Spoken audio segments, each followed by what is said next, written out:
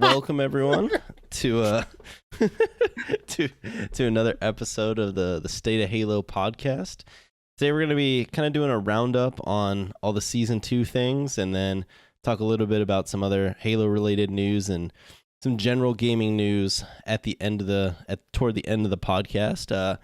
Today I have Kevin with me, PopQ2, and Luke. Do you guys want to say hello? Hello. Hello. All right. So obviously season 2 came out last week now on Tuesday. Before we get in, we'll go over all the new content, all the big controversies and everything. Don't worry. But before we go into any specifics, you guys want to each just give like your brief thoughts on Halo 2 or Halo 2. Halo 2? Halo 2. Okay. I mean, I didn't come prepared for this. it's old as fuck. Your brief thoughts. Your brief thoughts on season 2, and then we'll get into some specifics. So whoever wants to go first, you can. I guess I'll just go ahead and jump in. So I'll say that so far season 2, though it does have some good stuff, it certainly came with some flaws as well. But I think we've pretty much what everyone's been saying for the most part. I mean, I've been enjoying it, but like I haven't really been so addicted to the game where like I need to play every day kind of thing, like it was like when the game first launched. But that's kind of obvious, when it comes to playing games in general. But I've been enjoying myself, and not stressing too much about being like super optimized when it comes to grinding out like the passes and stuff like that. I was like, yeah, I'll get there. Got 6 months, so stretching out the content a little bit. Yeah. Technically never runs out. That's true. I feel that a lot. Like the first season, I blasted through that thing. I was done by like December, like toward the end of like middle of December. And you also like the premium pass, like made you skip like 20 I years. did You're last like, time. oh god, did I finish it in time? I learned my lesson and did not buy the premium pass this time. But so whose mic is doing? Oh, is that mine? There's some weird sound. What is this? Wait, I didn't hear any sound. Dude, it might be on was it my mine? Whatever. We're just gonna continue forward. Maybe it's in your head. It might be. Yeah. All right. The voices. So, Luke, what do you think of season 2, just kind of generally? I mean, last part in standing is good. But that's about it. I don't know. I played like 40 minutes of this season, and like that was enough for me. Yeah. It's really I like played- this would like I personally feel like this update would have been unacceptable by like February. Okay. So like it's like a little late. I mean, this should have been the honestly like the day one patch. This would have been good. And also, I don't understand some stuff like, obviously the removal of like the skill jumps and all that stuff is really weird. And then stuff like, why is Last Spartan standing like one map when like they could have just made it all big team battle maps?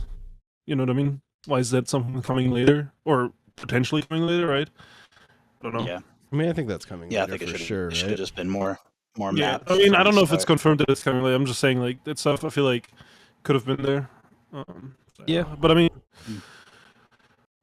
so yeah, I mean, No, I I've consider played it about, given like- beta, so yeah.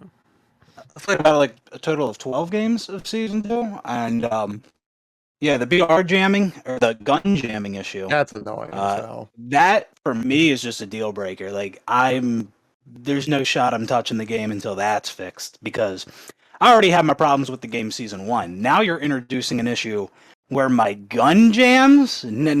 I ain't sticking around for that. Yeah. Also, I it's- think you can make a pretty convincing argument that the game is in a worse state now than it was before, because one, the gun jamming issue. They've removed fun campaign tricks.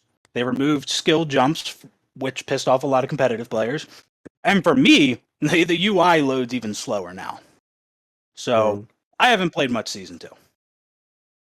Yeah, that's fair. I mean, yeah, you could definitely make that argument. It's actually crazy to me that I understand, like, I'm not a developer, but we are actually over a week now, or like a little, like it's been the update came out last Tuesday.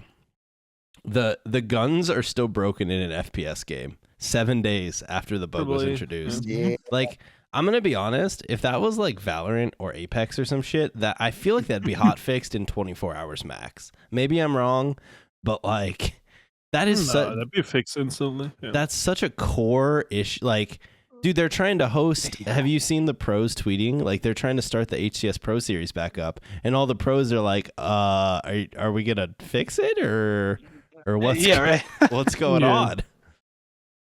But Yeah. There is a recent Uni tweet you did kind of give a little status update on it, and they basically said they're making good progress on it, but they'll let us know when they have like an actual date they can share and stuff like that. But it's in the works. yeah, That's kind of Why seems is- like what why is stuff that's like Halo this so Infinite in slow? general. Yeah, I don't It's know. in the works. Also, why? I don't know. It's like I feel like other games, when something like this happens, or the stuff with the skill jumps, where the community obviously is like, why did they remove that? Right? It gets reverted relatively quickly, right? I don't expect them to revert the skill jumps like before season 3, maybe, or even at all. So I don't know. It seems like it could be something that'd be like in a drop pod or something, though. I mean, I do think Something it- fixed like that. if it happens, I think it happens in a drop pod. But like, I'm gonna be honest, I don't think it happens. Like, Yeah, I mean, that's the also- longer yeah. you get away from removing those, I think it becomes weird to reintroduce them. Like, that's almost something you have to like almost revert like within a week. You know what I mean? Because if they wait 3 months or 2 months and then they add the skill jumps back in, like, that's just confusing. I mean, it wouldn't be the first time, but like, It's weird, but maybe it's like a better late than never thing. I don't know. yeah, I mean, I guess that's fair. Like, I would prefer them add them back in. But all right, well, why don't we get into some, like, we'll start going through the little outline here, and we'll go through everything because we'll hit kind of all these points. So I figured first thing that we would talk about first is obviously the new stuff in season 2, the stuff that arguably is the good stuff. You guys talked a little bit about Last Spartan Standing, so why don't we just start there? I'll give my opinion on it first. I feel like it's a good game mode with a lot of issues. Like, I think the idea of it is fun. It's nothing like groundbreaking or amazing, but currently it's really held back by, like you said, BHB, the fact that we're playing on one map, so it gets kind of boring. And then it's also held back by the fact that power-ups just fall out of the sky, completely deciding games.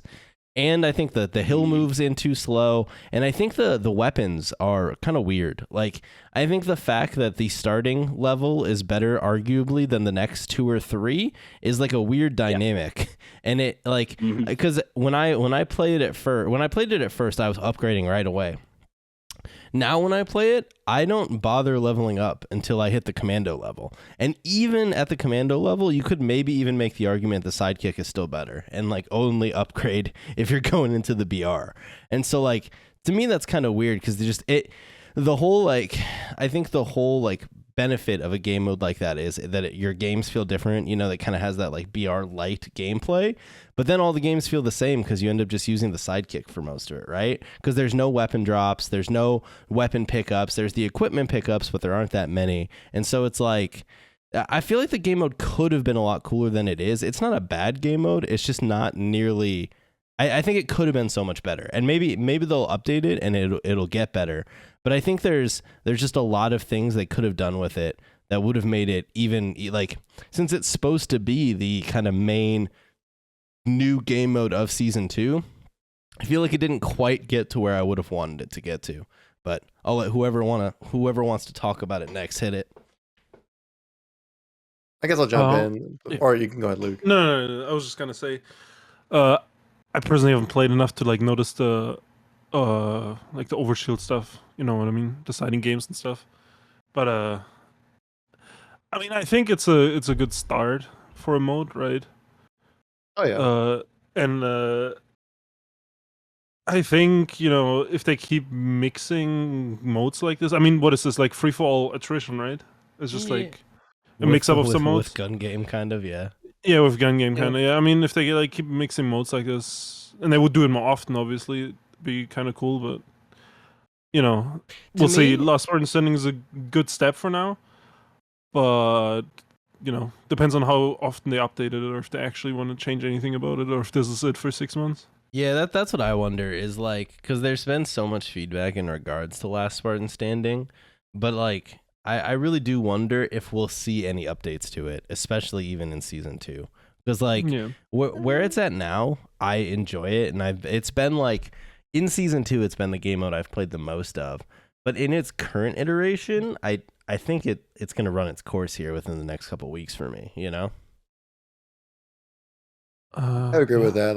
I think I was kind of echo that too. Like saying like the power ups, which I do like them being in the game mode, I feel like are just a bit too frequent. Especially since it seems like a lot of people either you get like the people who are really trying hard to win, and then they'll pick up every single power up, and you get the people who are just kind of like wandering around, just like shooting things. And so then the people who are really trying are picking up like multiple power ups, like chaining them together, kind of thing. Especially once you get down to that end game, like I think I saw a clip like on I think it was Ubernick's video that he posted up today, showing the guy showcasing the guy like he like worked him down to like no shields, from having an overshield, and then just pops another overshield on top of that. And so it's like Yeah. stuff like that can like completely change the outcomes of a game, which again, like I said, I like having overshield and stuff like that in the game, but more of as like a way to kind of accent the gameplay rather than, be a major factor if you win or lose. I think Yeah, if because like they right would've- now you can use one power up, to get the other power up. Mhm. Yeah, You can get overshield and then get camo and stack those two Yeah, together, and then you can and put then them have on. another like overshield in your back pocket. Yeah. You can really stack them, and Well, it actually um, does get a little ridiculous. Yeah, I was gonna say, yeah, like I'm not a fan of the mode at all.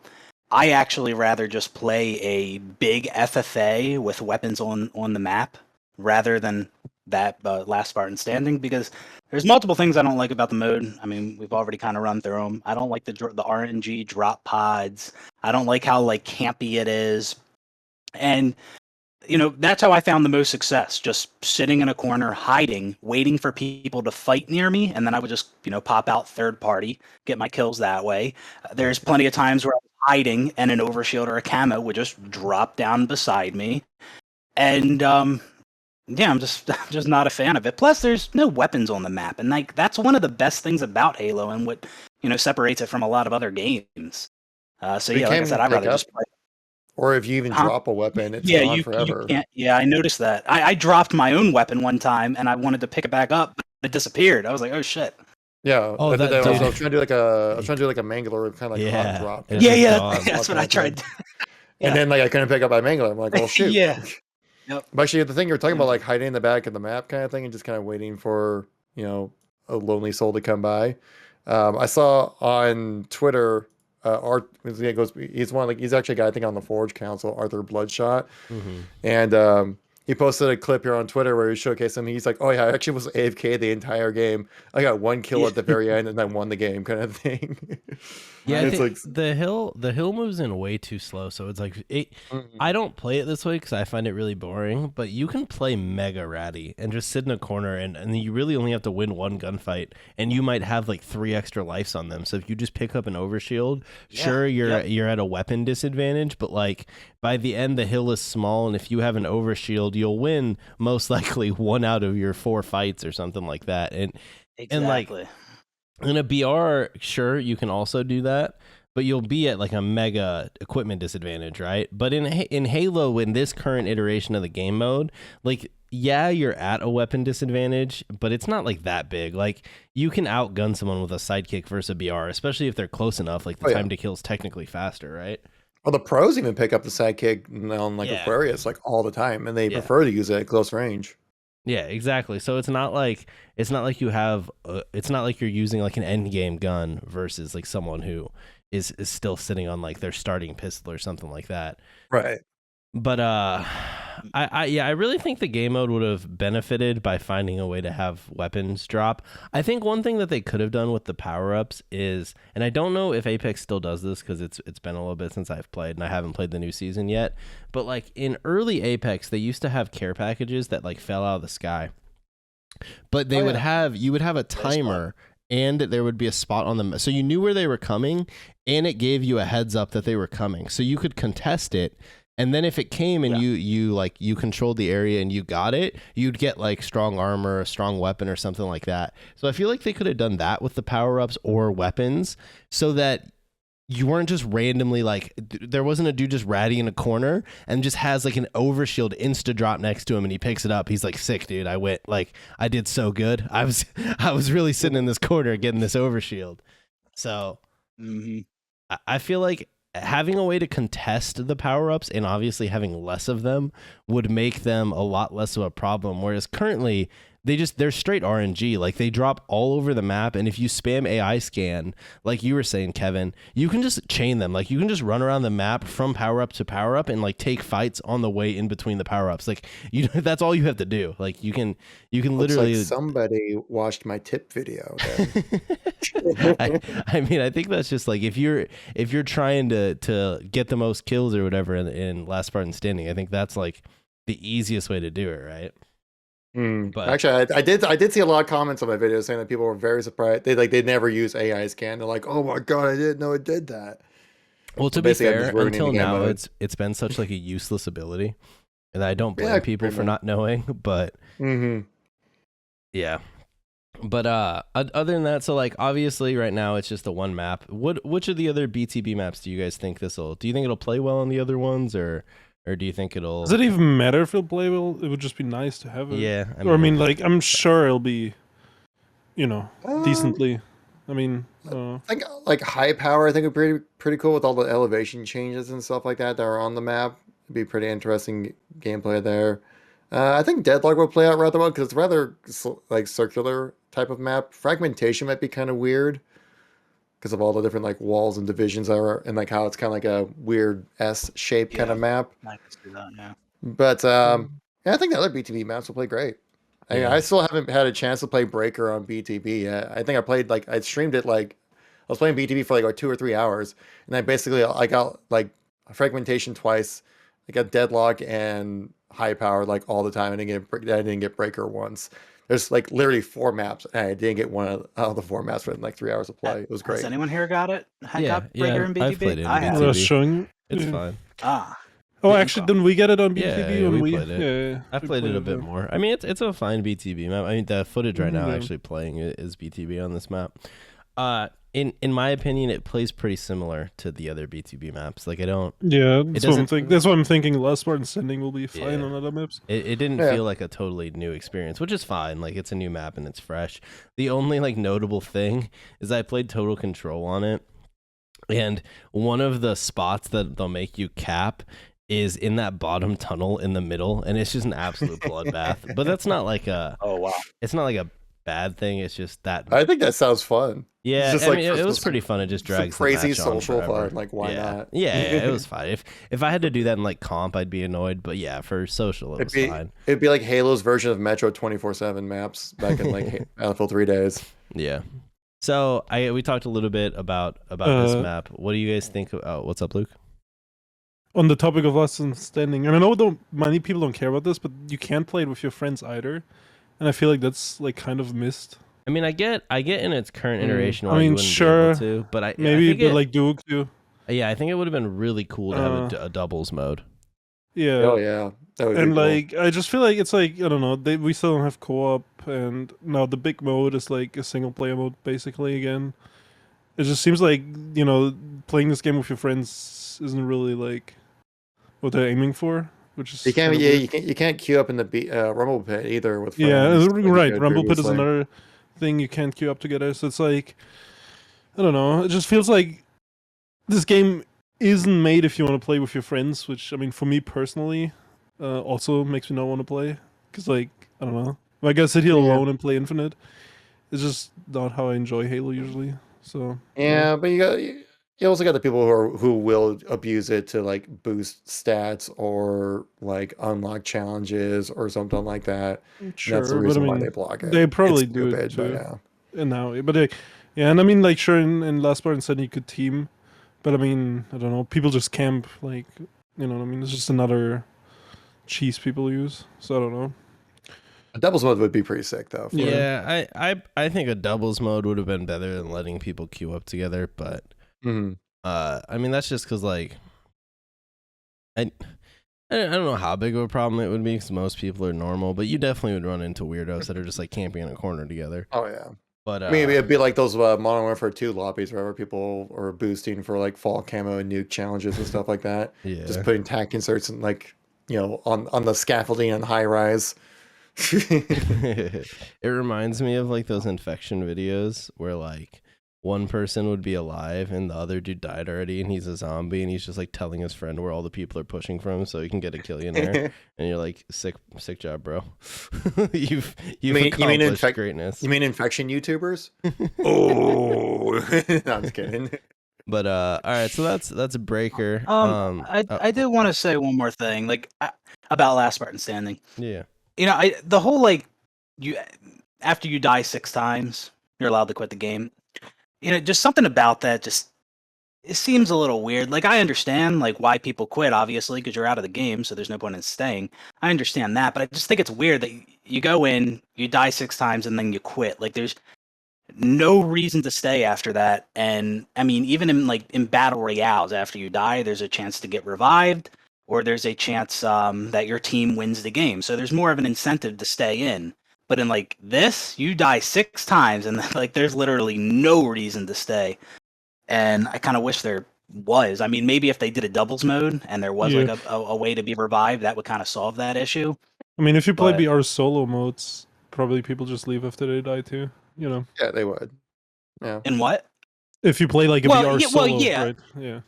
But the incentive to stay is still there because they can get revived and their team can win the game. Well, but no, if you're playing a solo, right? If you're like playing epic solo. Oh, solo. Yeah. Like obviously, and people leave. So yeah, I mean that might be fixed if there's a dual playlist. Obviously, then yeah, there's more reason to stay. Yeah, I mean, yeah, I don't know. I mean, I get why people. Like, I think they should have spent more time making a mode where it's like, I don't know, you're not just done after you die 6 times. And to me, I think, and it's not a battle royale because a battle royale is different. Bigger map, a lot more players. It's a different thing. I don't know. I think the weirdest thing about this mode is if Certain Affinity is making a battle royale, what's the point of this mode in a year? It's true. I mean, this kind of to me seems like this is the Halo BR. I mean, Joseph. I feel like Joseph Staten kind of hinted at the BR during that interview that he recently did. I mean, like he kind of hinted like, and other things we're working on, kind of thing. Yeah. I mean, we've I think one more map for season 3. Oh God! Imagine but like there's I feel like that's the big announcement for like their E3 type announcement is going to be like Halo BR made by Certain Affinity. Like it's got to happen, right? Because they said it was going to come out in season 3 or 4 back when they thought each season was going to be like 3 months, right? Which would have been technically season 4-ish, right? So I think it's going to happen for season 3. We could get that BR coming in, which I feel like it would have been on the revive and save Halo. I feel like maybe if they really want to surprise it, or they didn't want to commit to it, but I feel like it would have been on the roadmap. But then again, who knows? So, I mean, obviously, if they happen to have it out in this year with season 3, that'd be big. But my guess is that falls to next year. But obviously, my chat says that it's the Rebirth Warzone. The Rebirth Warzone. Like Rebirth Island, but like or like Halo. Gotcha. Yeah. I'm like, actually, kind of, yeah. I get you. It do be like that though.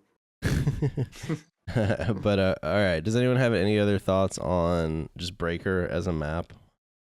I mean, do you guys? I wish I could play it in BTB. I just haven't had a chance yet. Yeah, I think that's the biggest problem. In PHB talked about this in one of his videos, but the biggest problem I think with like this season is the biggest new content, right? Is a game mode that you can queue and 2 new maps that just go into existing playlists, and then you just have to hope you get them. Like you can go hours without playing anything new. Like if you're not playing a King of the Hill playlist or what, you're just literally like if you queue up ranked and you don't get King of the Hill or Catalyst, it's just literally like you're just playing season 1 again, but with your gun broken now. So it's actually just worse.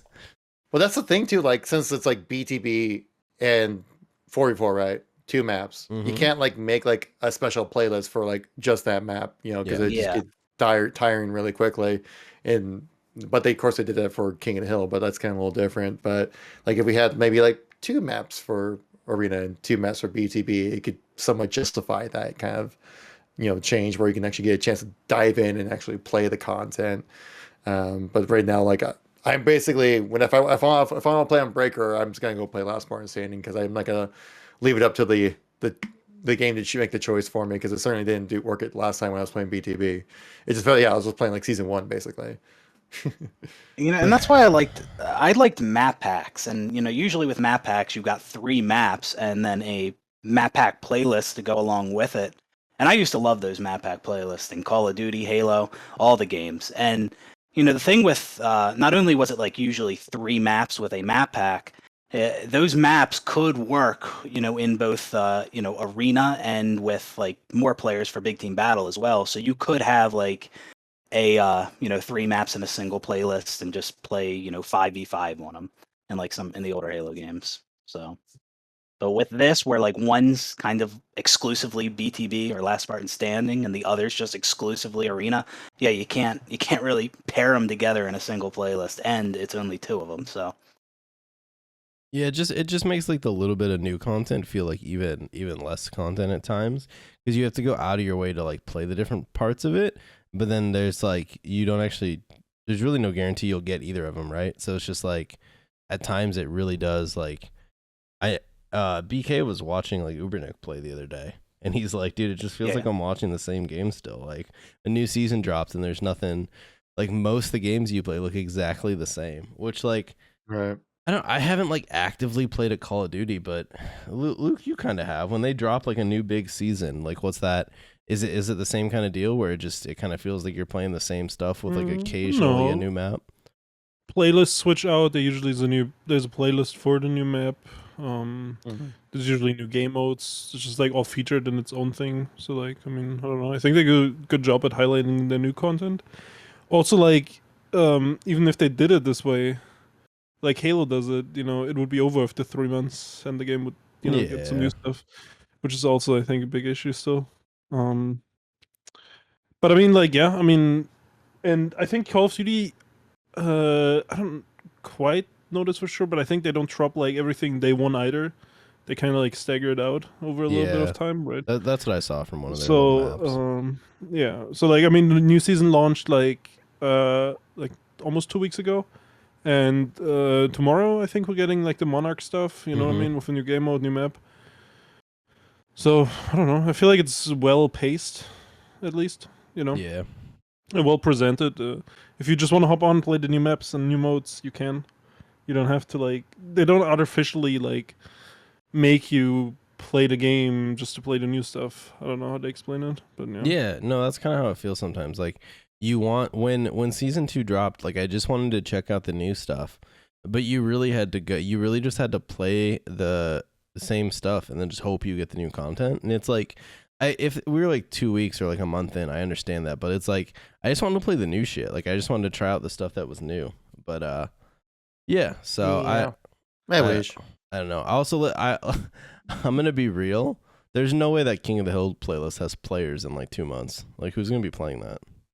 Yeah. Hey, Also, well, is are we ever gonna see like game variants again? Is that just dead? Because like, I mean, the King of the Hill mode is different, right? But I feel like in MCC you had like a bunch of different King of the Hill modes. Slayer, like there was Team a Slayer variety. now has BR starts, and does it also have regular starts, or is it all BR starts? Interesting. it still has regular starts and Yeah. BR starts. So now it has I both. feel like Interesting. there's something else, but I could be wrong. But yeah, it definitely has BR starts. BR starts comes up actually quite often too, which is nice.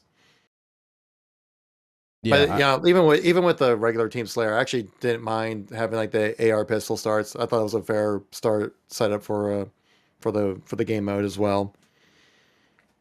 yeah. I didn't feel like it needed BR starts. Like it's not like Halo 3, right? Where you're just like you need BR starts in that game, Yeah, I'm gonna be honest. Although like Team Slayer is one of my most played playlists in any other game, I don't play it in this game because I don't care for the social settings.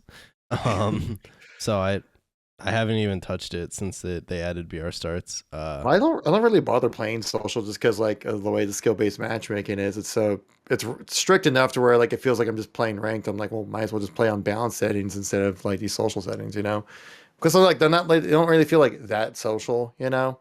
Yeah, social's It's in just like a weird spot in this game, if I'm yeah. being honest. And I've never like pinpointed what it is, but it just feels like anytime I like go to play social, unless it's specifically to complete a challenge, it's like I'd rather just either play BTB, which is like a totally different thing, or play ranked. Like I don't see a reason to play 4v4 social in this game because it's like you just play the same same exact game modes, but with worse, in my opinion, worse settings with like the random weapons and the AR sidekick starts. So it's like weird. I do feel like they did make a step forward with the Rumble Pit mode, bringing all those different Rumble Pit's Rumble Pit's the first time they've kind of tried that. I was watching. Sorry, go ahead. Oh yeah, no, I was just gonna say Rumble Pit, like there actually is some like casual fun modes in there, and I played it a bit, and it was an alright time, but this Rumble Pit is the only social playlist that like feels like a social playlist, in my opinion. Yeah, well, it seems like with Rumble that they're actually like taking advantage of like the infinite sandbox because they have like the grapple sword game type, the rocket repulsor. You know, that's the kind of stuff that belongs in Action Sack. So it is cool they're doing that.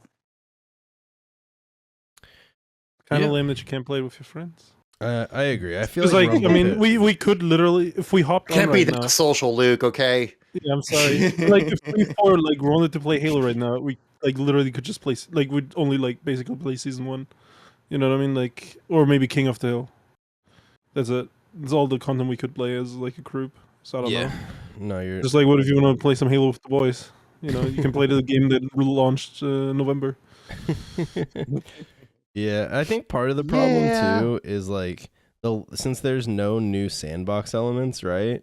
It just feels samey because like maybe if they'd added in new weapons, new equipment or something and like mixed up the existing maps, it would like feel like a totally different game. Because that's something to like note too when like other games that have loadouts and stuff add a new weapon or something, or like Valorant adds a new agent, right? You can use that regardless of if you get the new map or not. So like your game will still feel like new and fresh even if you're playing on the old maps, right? Yeah. But all right. So we kind of touched on, kind of jumped around a little bit there. Have you guys played much of Catalyst, the new arena map? I played a little bit of it last night with like Pat Man. Did a little ranked on that, and I think it plays really well. Like I think it's a great map. Visually, it's amazing. It's probably the best looking map in the game, in my opinion. It is very pretty. Though I don't really agree with the skew. Though I don't really agree with the skewer choice for the ranked mode. It's like why can't? Well, come on, give us a sniper, man. We only have like what Livefire is like the only sniper map, right? Yeah, literally Livefire. I think. And Livefire just has one. I mean, like Halo maps back in the day, you always had you had a lot of maps where each team would get a snipe, and that created like a cool dynamic. So we don't have that at all in Infinite. There's no. We did have it. We did have it in Behemoth when that was ranked, but think how many. Think how like how like suspenseful those moments were at like the start of any Halo, even H5, but like where like both teams like sniper player or just like whoever spawned near it would like run bottom arrows and like pick up the sniper off the rip on H3, right? And one of them would just dome the other one, and like momentum is just there right off the rip, shift. Right? And it's like Infinite just doesn't have that, or like the pit when both people would go grab the sniper and you'd have that sniper fight right off the start, or like someone would make a play for overshield and just get domed by a sniper or something like that. It feels like the sniper has been like so heavily neutered just in terms of like it's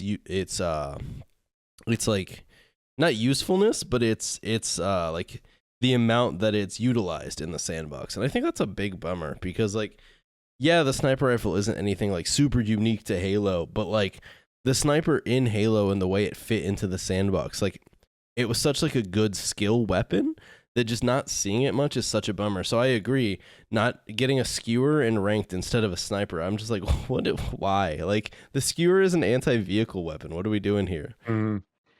I mean, it's still super rewarding to nail it is, but skewer shot for sure. But it's like for a 4v4 map like skewers, it's fun for social, but for ranked, I mean, it's kind of like, well, I guess I'll pick it up so I can have a secondary kind of thing, so I can YY.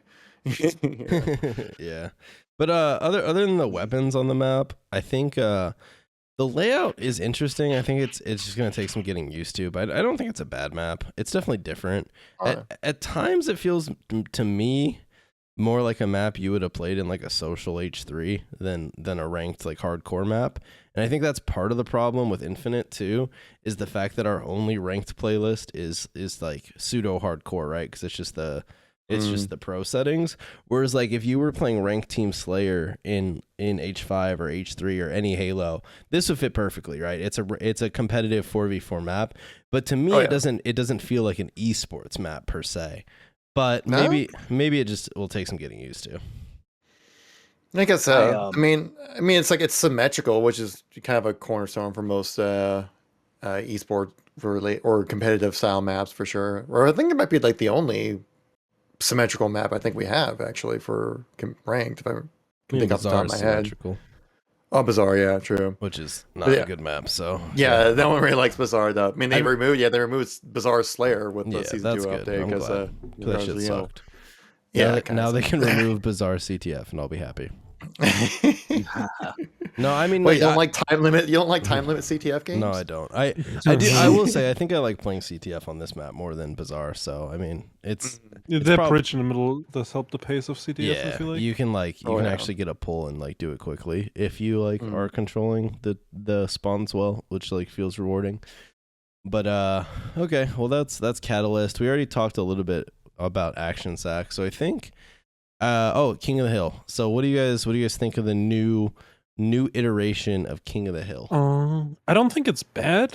Like, it's just weird that this is the main King of Hill. If this was just like a random King of Hill variant, right? Like, this would have been fine.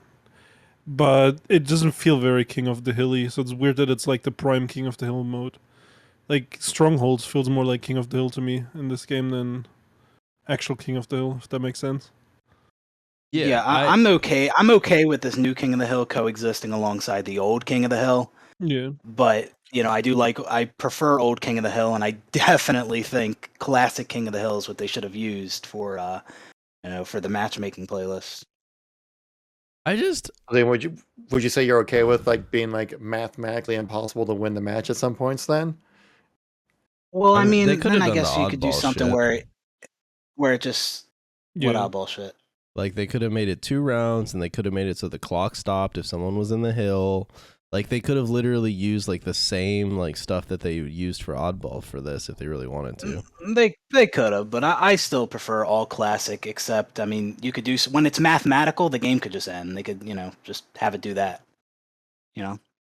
Yeah, I mean, I don't have any problem with that. I think, like, some people think it's, like... I've seen a lot of people online really like the aspect of, like... You basically just stay on the hill now until it's done, because there's like I mean, getting to the hill first gets you like the bar a little bit up, but it's not the same as like rotating like perfectly in old King of the Hill where you can get like a free 20 points or whatever before they even contest you. Now it's like if they come contest you and they wipe you off the hill, like it doesn't even matter, right? But yeah, I don't mind this version of King of the Hill, but it just it plays like if I was playing Hardpoint from Call of Duty, which like it's not a bad game mode, but I actually don't really know why they called it King of the Hill. I mean, probably for like the nostalgia, but it's not really King of the Hill. It's just a mode with hills. Like, yeah, it's its own thing. It's not King of the Hill. It's just a mode with hills. Yeah, but you know what I mean? Like, King of the Hill has like a connotation to it, and like all of the preconceptions of King of the Hill aren't really in this. Like, you like rotating isn't nearly as important. You basically just fight on the hill until you get it. You play to 3 instead of like a time score. So it's like there's nothing wrong with this mode. I really feel like they could have just called it something else and it would have been like the same thing. But then maybe people would have been like, I don't know. It's fine. Is it in the ranked mode? Is it still to 3 scores to win? That's a good question. Is it to 5? I was thinking like because I played it in social for like the mode itself. And I thought it played fine. It was like it reminds me of playing. I haven't actually gotten it in ranked. I'm gonna be honest with you. So Yeah, I haven't gotten it in ranked either, but like I remember when I played it and then like we scored like 3 hills in a row. That match was over in like 5 minutes. I was like, well, that was fast. Yeah, You know, can. I was thinking like if this was like three scores to win in ranked, I'm like that'd be kind of a little too quick to decide like who wins the match, especially when it comes to like the HCS high tier competitive gaming. Like relaxed and Garrett said it's 4 in ranked. 4 in ranked, okay, that seems to be all right. But I think this would have been like a good King of the Hill mix if they mixed it with like what was it, Mosh Pit and Crazy King, you know what I mean, and normal King of the Hill. Yeah. If we had like 4 variants, you know what I mean, this would have been fine. If like it Oh comes up yeah, every I now and see then. what you mean. Yeah, I really think the King of the Hill social playlist really should have both King of the Hills. Like, not that I really care about that playlist because I think it's gonna not be relevant here in a couple like weeks. But like, why is that purely the new settings? Like, why doesn't that have the variety? Like, they literally put in the classic settings. Why doesn't it just swap back and forth for more variety? Especially because like then it would have let people like test it out too. You could have just played it and been like, you know what? Actually, classic King of the Hill sucks. This is better. But like now, the only way to play classic King of the Hill is to like set up custom lobbies, which we all know how custom lobbies work in this game. Yeah, So, right. Very reliable. Yeah, so no one's that's doing just that. not a good. That's not a good alternative to not having it in matchmaking. Right. They're like, well, you can do it in customs, but like, well, how many people play customs? Yeah, Like, I think- I think what I especially in would've- Infinite. I think what I would have. Customs have problems. It's hard to get 8 people. Like, Yeah, for sure. Yeah. I think what I would have preferred, now that we're talking about it, is day 1 for this season. If they wanted to roll these new settings in ranked, go for it. Let's give it a shot. Social should have been both, and then they should have just like evaluated it maybe in a month or 2. But the problem is like we all know there's no evaluation. Like this is just King of the Hill now. They included the classic mode for like custom games, but you know that's never gonna. This will be the version of King of the Hill for the rest of the game. Yeah, even for competitive, you think? I think so. I don't think they switch I it. think though. Well, I maybe think for they could maybe revert for it to classic. competitive. If the competitive players spoke up, Yeah. I think I can see them actually changing it to classic. If all the pro players hated it, I mean they got what's it called, Behemoth removed. Dude, how long did it take to get Behemoth removed? Yeah, it took so long to get Behemoth removed, and then It took a while, but I'm just saying it happened. Yeah. Yeah, but I mean, all the other things haven't gone back on quickly, so I don't know. I mean, they touched the Mangler too, which is the people that In the run with weirdest that. way, though. Oh, Dude, only can took we- me 6 we only got- 6 we'll- months to do it, and it's still GA'd. Yeah, we'll talk Yeah, about it's still that. GA. That is the funniest thing. I think that's one of the biggest, like, it's just fucking hilarious to me. Okay, so I think that's all the new content in Season 2, right? Oh, fragmentation. Actually, Do you guys like the new weapon variants that are on the map? Absolutely, it's awesome. Yeah, I think that's cool. Actually, someone I on haven't chat just showed played me that apparently, they stayed in a glitch competitive King of the Hill match, and it lasted 2 hours and 20 minutes, and it went. So he beat him back up because he didn't want the penalty, and he showed like his stats were here again, like 200 plus kills and like 180 deaths, kind of thing. So apparently that's a thing that's happening right Oh now. yeah, I've seen But that. it I've seen sounds like pros. I've my seen pros personal tweeting hell. about that. You just can't cap, so you just get stuck in the game. That is 100% a thing. But okay. So I think other than the new battle pass, does anyone have thoughts on that? I mean, it's New better. Battle Pass. I haven't really. I want to do like has anyone done like a 1-by-1 comparison between season 1 and season 2? Like how much free stuff, how much you get for paid, and coding totals, how armor piece totals. I haven't seen anything like that online.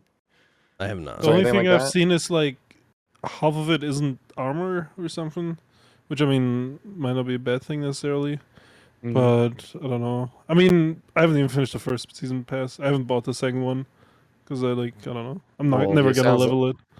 So yeah. Also, Also, the I armor didn't buy it. pieces are like, I just don't. I think they're planned. I don't know. They don't make me want to buy them. I don't know. Like the armor in this game. Halo Yeah. had tweeted the other day about like the skins in this game, and I still think the skins in this game are like legitimately 10 years behind the trend of like Yeah, free-to-play no. games. Yeah, I think that's the main They're- problem. Here, people keep complaining about like the store prices, and I don't know what the fuck they're talking about. Like, have they not played other games and seen their prices? Nope.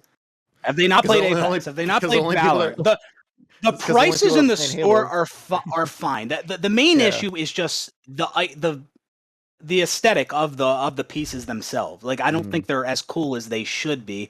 I also don't like the idea of putting things in the store that were free in past Halo games, and $5 for blue. That was dumb. But yeah, the prices are not anything crazy.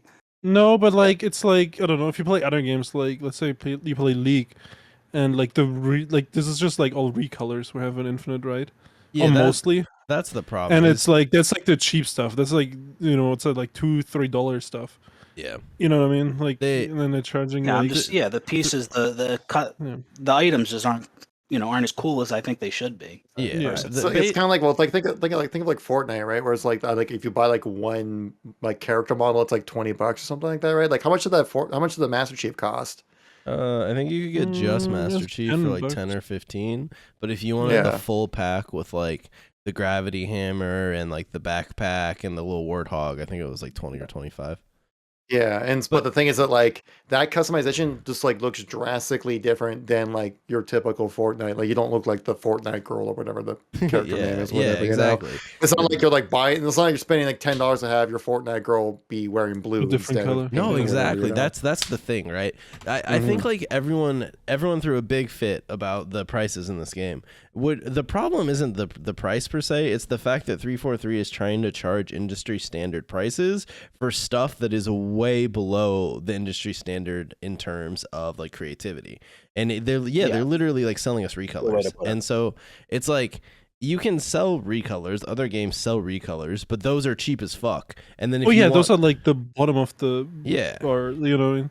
or it's like shit like- that fills out the battle pass, right? But like in this game they also just try and sell it to you. So it's like because I saw Ubernick tweeted out the new store today, and like the armor in it looks fine, but it's like it still just looks like Halo armor. And that's what stopped me from buying it. It looks cool, but I was like, I'm not about to drop 1,200 credits on it. Yeah, because there'll be something else that's cool. I think part of the problem is like it's like a losing battle. Like if they would have tried to go crazy with the cosmetics, I think there would have been backlash. If they don't try and do anything with them, people there's would have Give me a toggle, please give me a toggle. Dude, if people asking for a fucking toggle. Dude, people want a honestly, toggle for everything in Halo.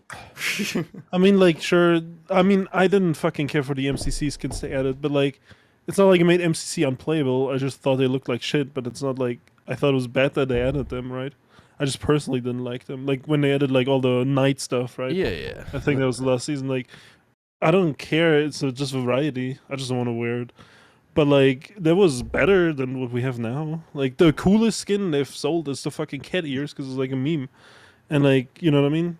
That was the only really unique stuff. Modifies your character enough to makes it look unique, like beyond just like a Spartan, but with like different colors or different. Yeah, you mentioned it's like MCC, or like that Mark 5B, right, where they sold Hazop, right, from Halo Reach. They sold it for you for $20 in Halo Infinite. And I was like, bro, what? We need your season 1 pass is Halo Reach inspired. Shouldn't that be in the pass? You think? It just looks like Halo armor. Well, it doesn't look like anything like you bought. Wasn't there stuff cut, like 20 tiers cut from the Reach Battle Pass? Oh, something like that. Yeah. There's like stuff that's been data leaked that just never came out. So yeah. CQB. Yeah. But isn't in there either. Yeah, there's like a bunch of stuff still missing, and isn't it like they're still stretching like the season 1 armor for like the store?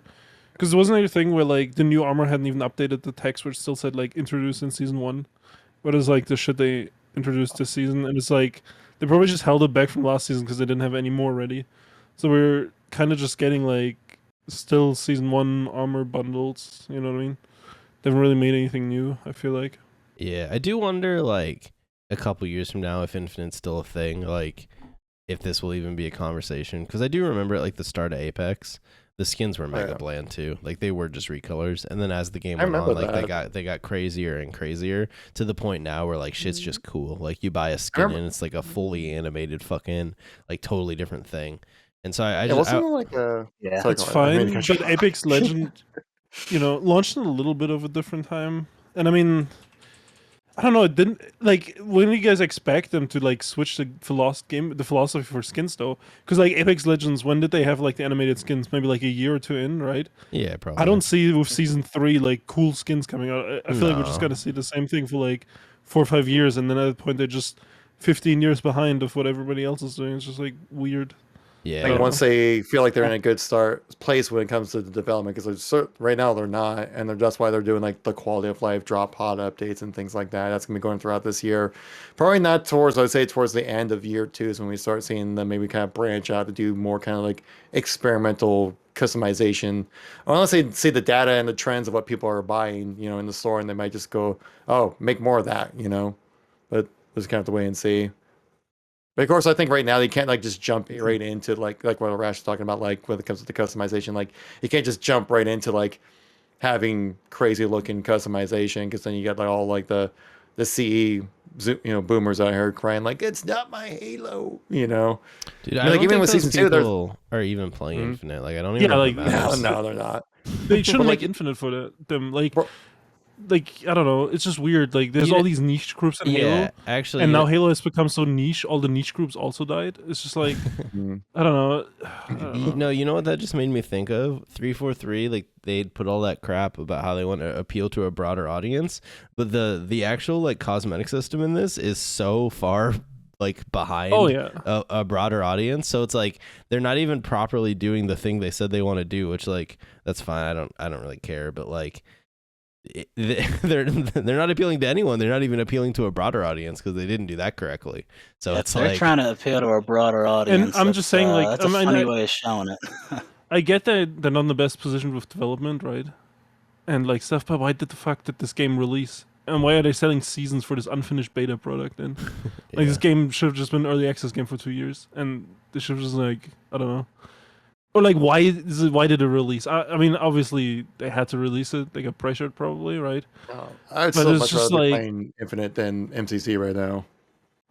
I don't know. I feel like I mean, I I think it I- should have I- I'm released. They only had the year predicting- delay, and you got to release it at some point. Like that's how I thought about it. So I guess so, but like everybody think thought it was a the- 6-year development, and it was really like what 2-3 year development, and now I we're getting mean, 2 more years of development. Sure, but the thing is like it was still a 6-year development just because they spent 3 yeah, years. they still fucking- had 6 years. Yeah, just because they spent 3 Oh, years yeah. fucking around. No, isn't- I'm isn't just our saying like they problem. mismanaged their time Yeah, and yeah, shit. yeah. But like, I don't know. It's just like, I don't know. It just sucks that Infinite had to release in this state, and I mean, obviously only time can tell.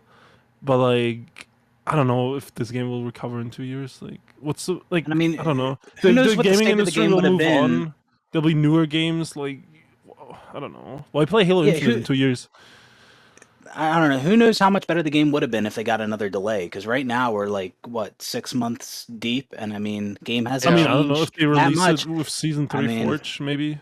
The only Yeah. the only thing is they I guess wouldn't have we'll had see to how that is. But they wouldn't have had to spend so much time fixing all the shit that broke, like BTB and shit, because it wouldn't have mattered, right? So Yeah. like they could have focused on developing shit, but yeah, I don't know. I think the game had to come out, man. I like they already had their delay. Like at some point you do like the problem with like endlessly delayed products is those also end up dog shit a lot of the time because they just like they have no direction. Like they they just I don't know.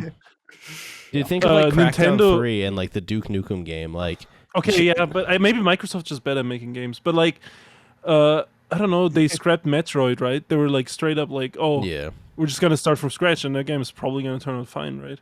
Luke, was Well, that a yeah, low-key we'll shout wait out and to your see. video, by the way? Yeah, it was. Yeah. Actually, after me and Elijah talked some more after the video, and like Fable 4 is probably gonna be the same development hell. It just seems like Microsoft is like bad at managing their studios. I don't know. Like, Yeah. and Crackdown is another example, right? I think So you're saying Call of the- Duty is gonna get even worse?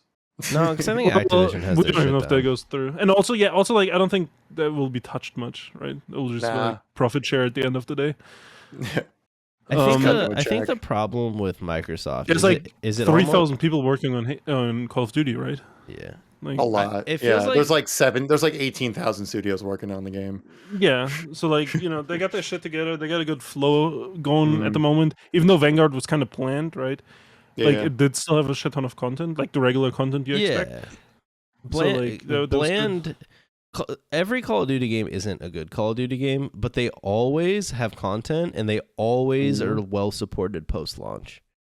For the year, That's why and then they drop them. That's why Call of Duty retains like a bunch of. Yeah, but like it's like Vanguard sucks, so like the next one might not. You know what I mean? And like when they were at their lowest with Infinite, what was it called? Infinite Warfare. Yeah. Infinite Warfare. It took them what, like 2-3 years to like make one of the best Call of Duties. You know what I mean? Like they pretty quickly, you know what I mean, understood what they need to do.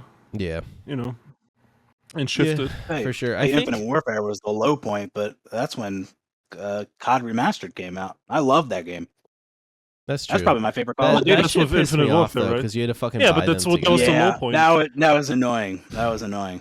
Yeah, that I know, was the but low in terms point of my enjoyment of, right, and that was like maybe we had a damn good COD game at that time. Yeah, it was a remaster, but it was a good game. Oh really? I thought the remaster was atrocious. I think the multiplayer for COD 4 wasn't. Yeah. The COD 4 multiplayer wasn't really good, but the campaign itself was really well done. Sure, the remaster of the campaign, but like I thought the multiplayer. Plus, they had prop hunt. COD 4 multiplayer, vanilla multiplayer was good, but the remaster just felt off to me. I don't know. I mean, eventually they added new weapons. I wasn't the biggest fan of that, but I loved it. I'm gonna be honest. I didn't play very much of it because I didn't. And why not? I was so tilted that you had to buy Infinite Warfare that I just like never picked it up. And then by the time like they separated it, I just like had stopped caring.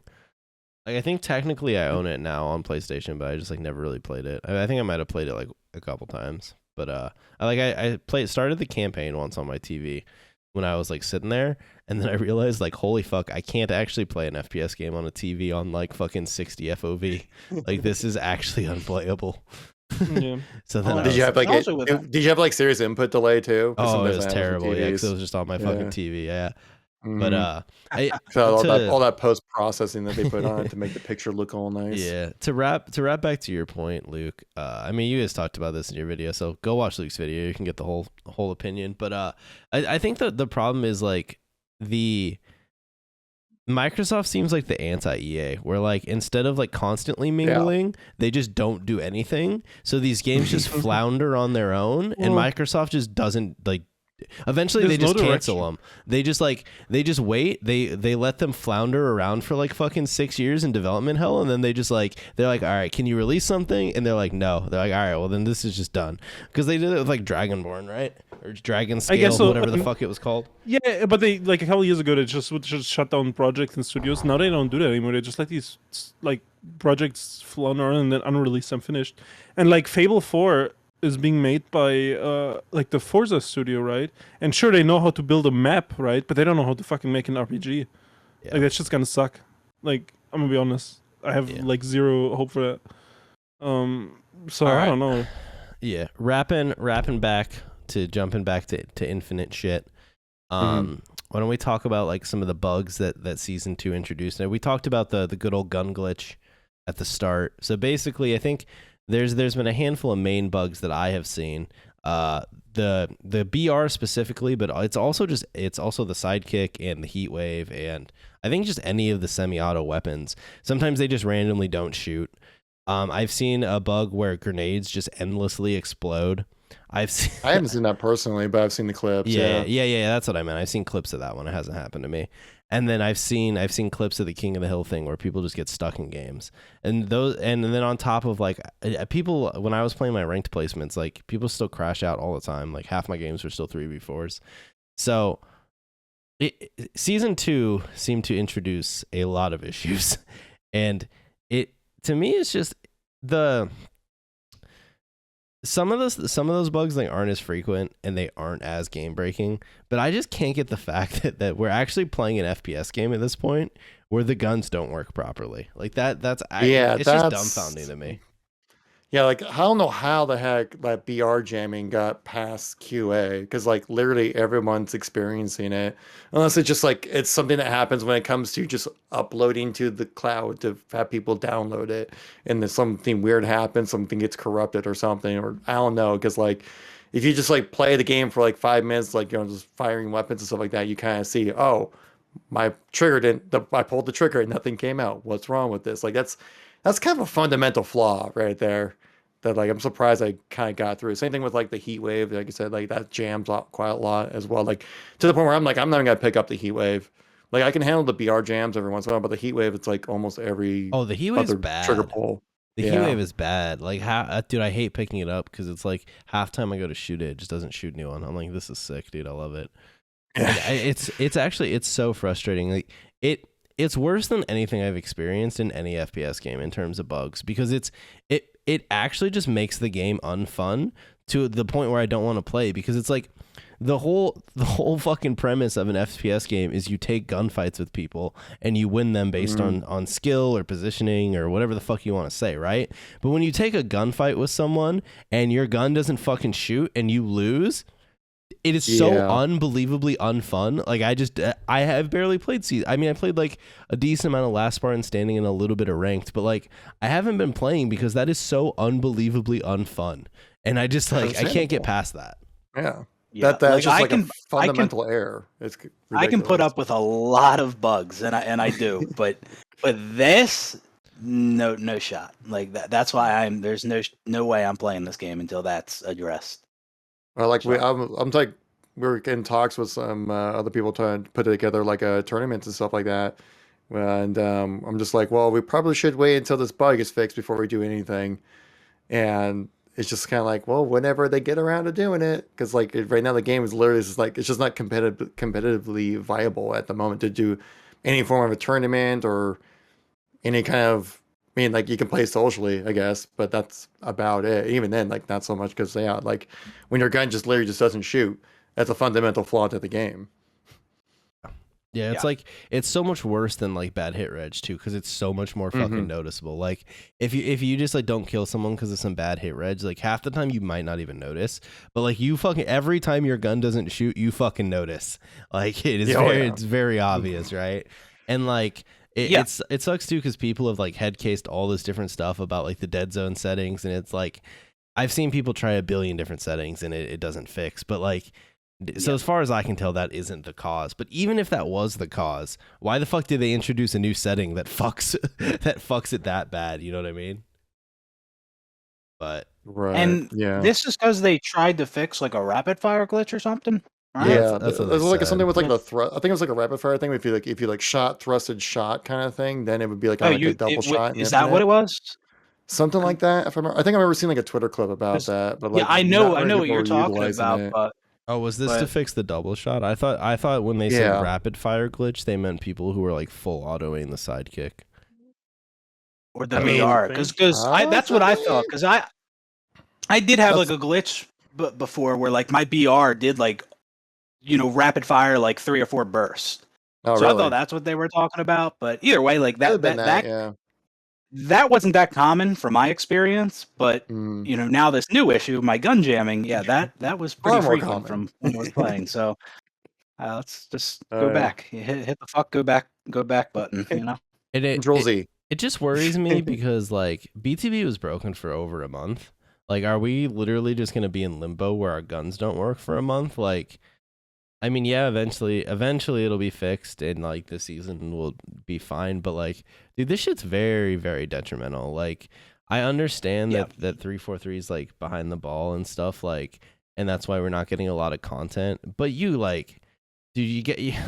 with the state that this game is in and the community reception, man, you cannot be shipping like game breaking bugs. Like, I understand like if they had to delay it or something, that would have also been terrible. But like, if the alternative is shipping a game-breaking bug, like, I don't know, fucking delay it a week or something, and be like, there was literally a bug that broke the whole game. You have to like. But will they fix it within a week? Like, no, it's been a week, so it's. Oh, you mean if it didn't come out? I don't know. Yeah.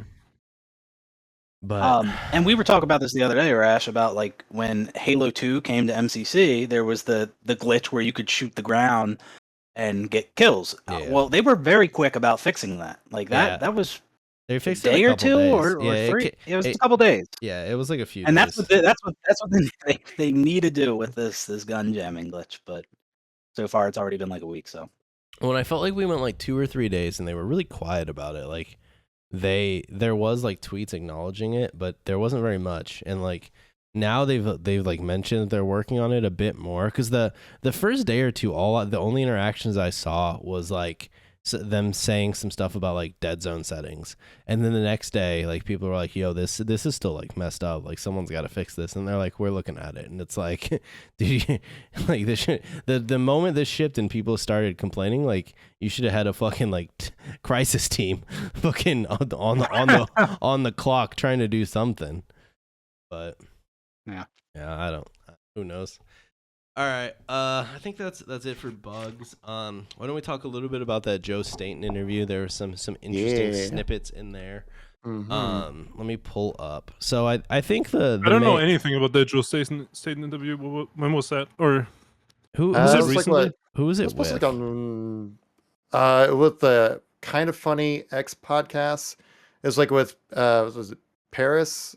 He's like, yeah, you've probably seen him on like some of the I know the Xbox Kind of Funny Live stuff talks or something like that. Yeah. So And then oh, sorry. yeah.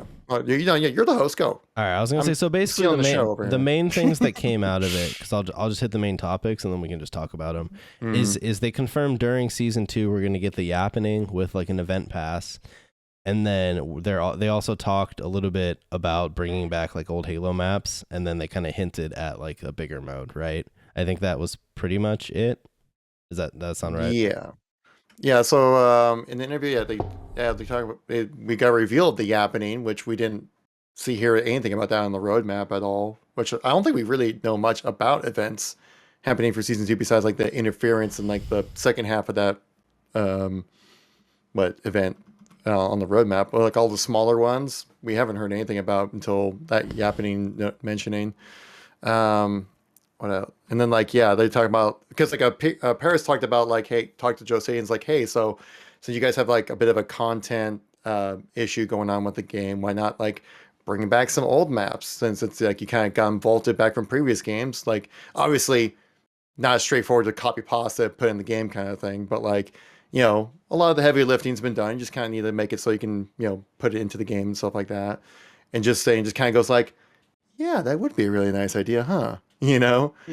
Yeah, he's like, you know, there's some things we can talk about, others we can't. You know, and he named a couple maps there, and that makes me think like it's not going to be any of the ones he named, because he probably wouldn't name the map that they have in the works or whatever. So yeah, well, I mean, what I think he was kind of leaning towards that. Basically, once we get Forge in the game, I think we're probably going to get like, because he mentioned also that they have like dev-made Forge maps in the works right now. Oh yeah.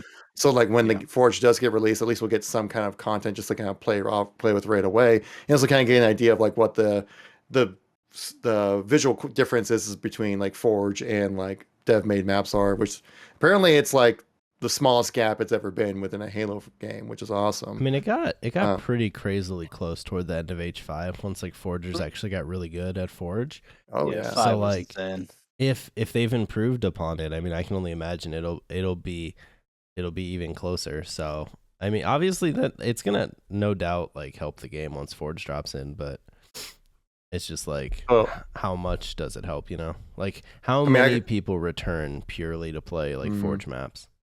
And then like there won't be a custom game browser at launch when Forge comes out probably either, right?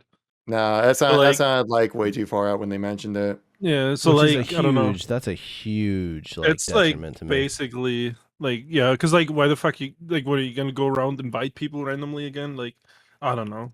Like Xbox 360 invite all friends. Yeah, like or like set up a beacon. Remember that? Like fuck. Discord groups, baby. Hey man, Forge Hub is gonna get pretty busy in August. if Discord looking for group, that's like a matchmaking, or like the way you find games, like nobody's gonna play that shit. Like it's gonna be the same. Like there was an MCC website when MCC dropped and didn't have a custom game browser that basically like, dude, you guys remember that website? It like did it for you. It was actually pretty sick. I mean, for like a community made program. Basically, it just made a server browser for yep. It was sick. I mean, it wasn't like amazing, but like for the community making something, it was sick. So I bet the community will again do something like that. Realistically, how many people potentially use go out of their way to use it? Like 10%, 20%. Oh yeah, I mean it was always Yeah. niche. It was like you could easily find full lobbies on it because I used it. I used to host lobbies on it like whenever I wanted to host custom game lobbies, and they would fill up. But you were talking like at the heights of MCC, like 2-3 lobbies, and that was when we had like Right. 50,000-60,000 players. So yeah, I mean it was never huge. So, But I think it'd be sweet. It sounds like it's to me. I maybe I just got my hopes up, but it sounds like we could maybe get like a classic map playlist from Forge or something like that when like Forge releases either for season 3 or maybe even when it comes to like the open beta testing kind of stuff in August. Which I mean, I'd be down with that. I mean, they did that for Halo 5, right? They brought back something like a classic map Forge kind of thing. oh yeah, I can see it like there's no way run it they back, don't do that, right? Like they Yeah. I mean, that I was think that like stuff was good. when I think back to H5 and like what H5 did well, that sustain team was fucking stars at like taking nothing but Forge made content and making like legitimate content drops out of it. There was like the Halo 3 playlist, the Halo 2 playlist, the Halo CE playlist, the Mythic Arena playlist. Like that shit was sick, and they were doing it all just based on Forge and custom game settings. So like if 343 learned anything from H5, it should be fucking like, I know a lot of those people are gone, but like replicate what they did because they made some sick shit for H5 out of no developer made content after like a year or two. You know what I mean? Yeah. So if they don't do that stuff, that would be like, I mean, I wouldn't be that shocked because it's like sometimes I don't. It seems like 343 has to relearn lessons like 10 times because it's like different people every time. But I'd be disappointed if they didn't utilize Forge in the same way. Yeah, it does seem like every new game they have like some new project manager or executive producer on there who's like, I'm going to steer the ship this way. Yeah. Yeah, for sure. And the UI handle it though. I mean, And the UI handle. Handle it though. I don't. Who knows? What do you guys think about?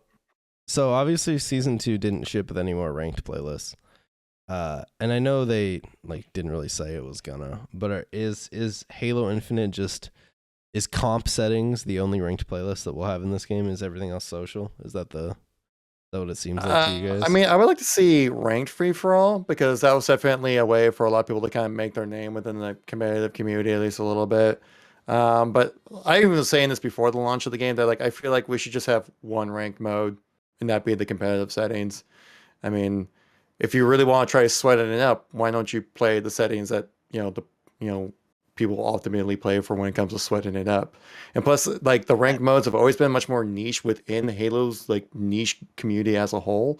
They keep a healthy player base. So I feel like you kind of want to funnel people down that way. But obviously, I know that like people love their ranked Slayer, ranked SWAT. I agree with something you, like that, but like I think it divides out the player base too much in my opinion. I always thought like dividing or like Halo 5 had all like 6-7 different ranks you could get. Yeah. I thought it was weird because like most of the time just the playlists were dead after. Like I feel like ranked would just die quicker, in those games. Because I get all these specific playlists people had to queue up.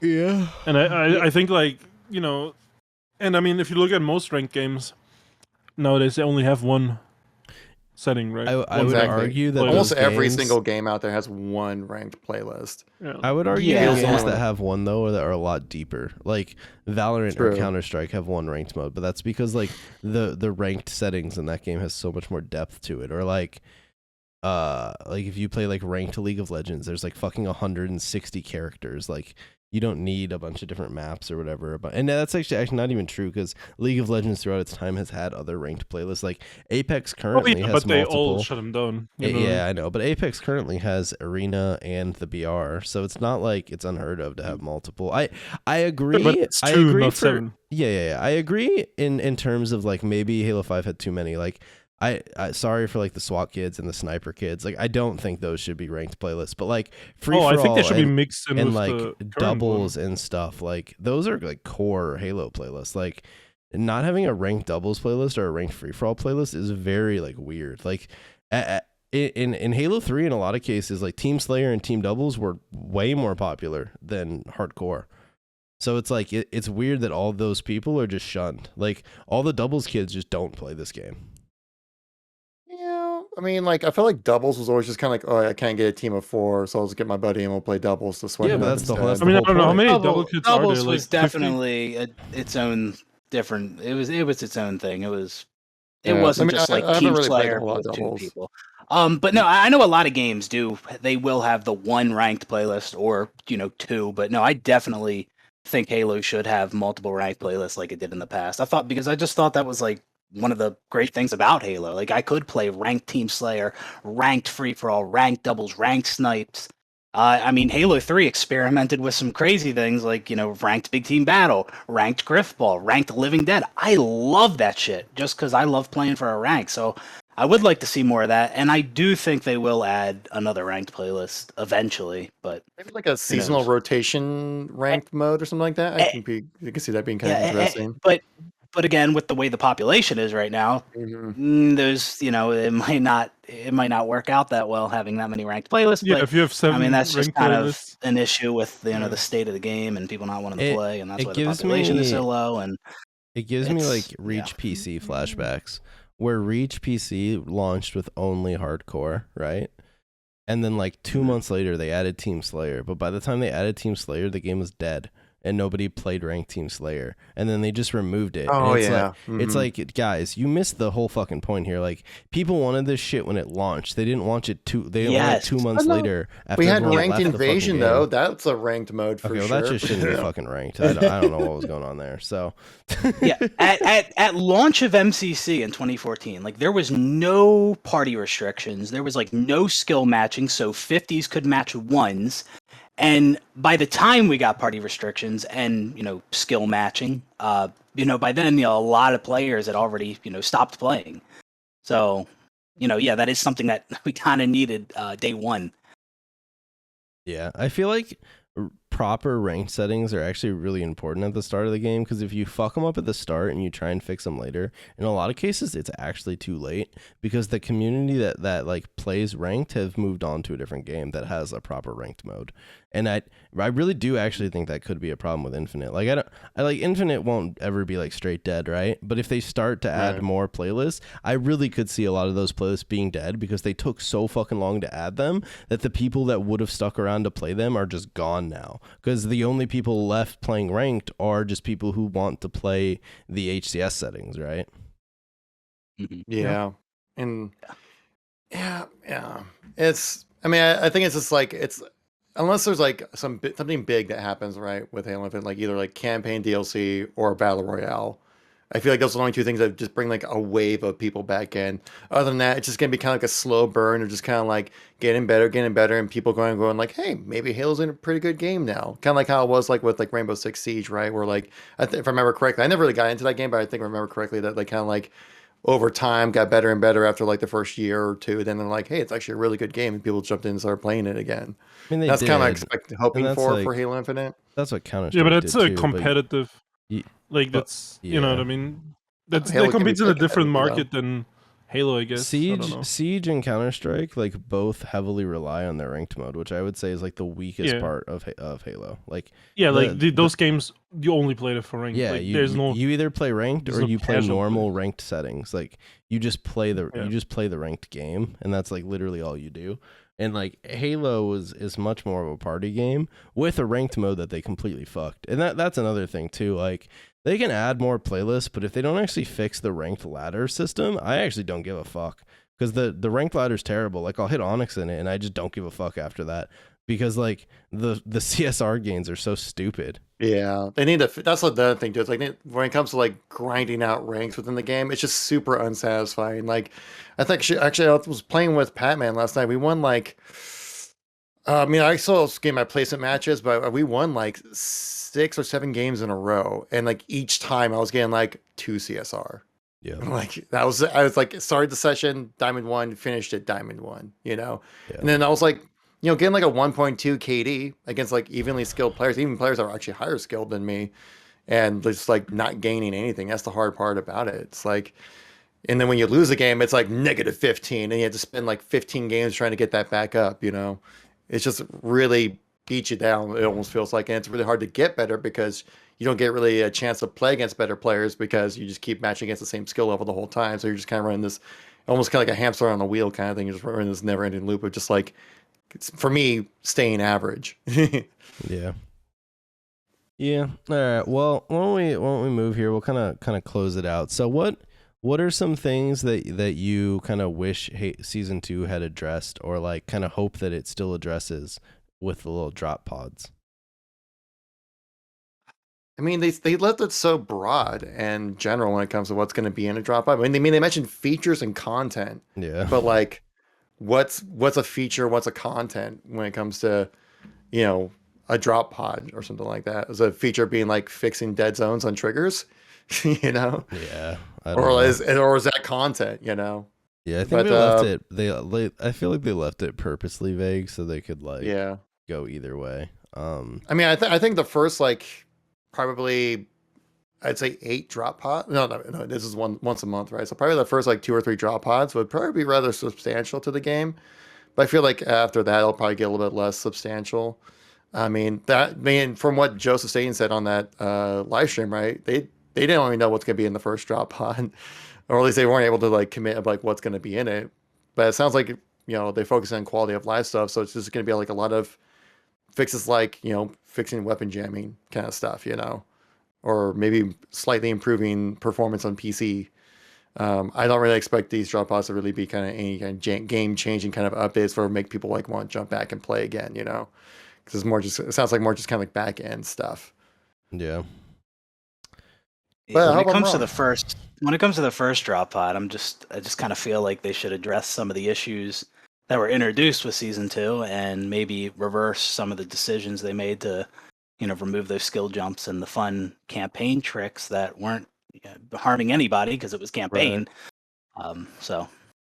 Yeah, I mean, it sounded like they're working on reverse some of those jumps. Like, I hope they make the pizza jump available back on streets and stuff like that. That's actually, sorry, we completely skipped over that. Let's hit that. So, season 2, as I'm sure everyone is aware, they did a variety of balance changes, nerfs, and just like straight feature deletion.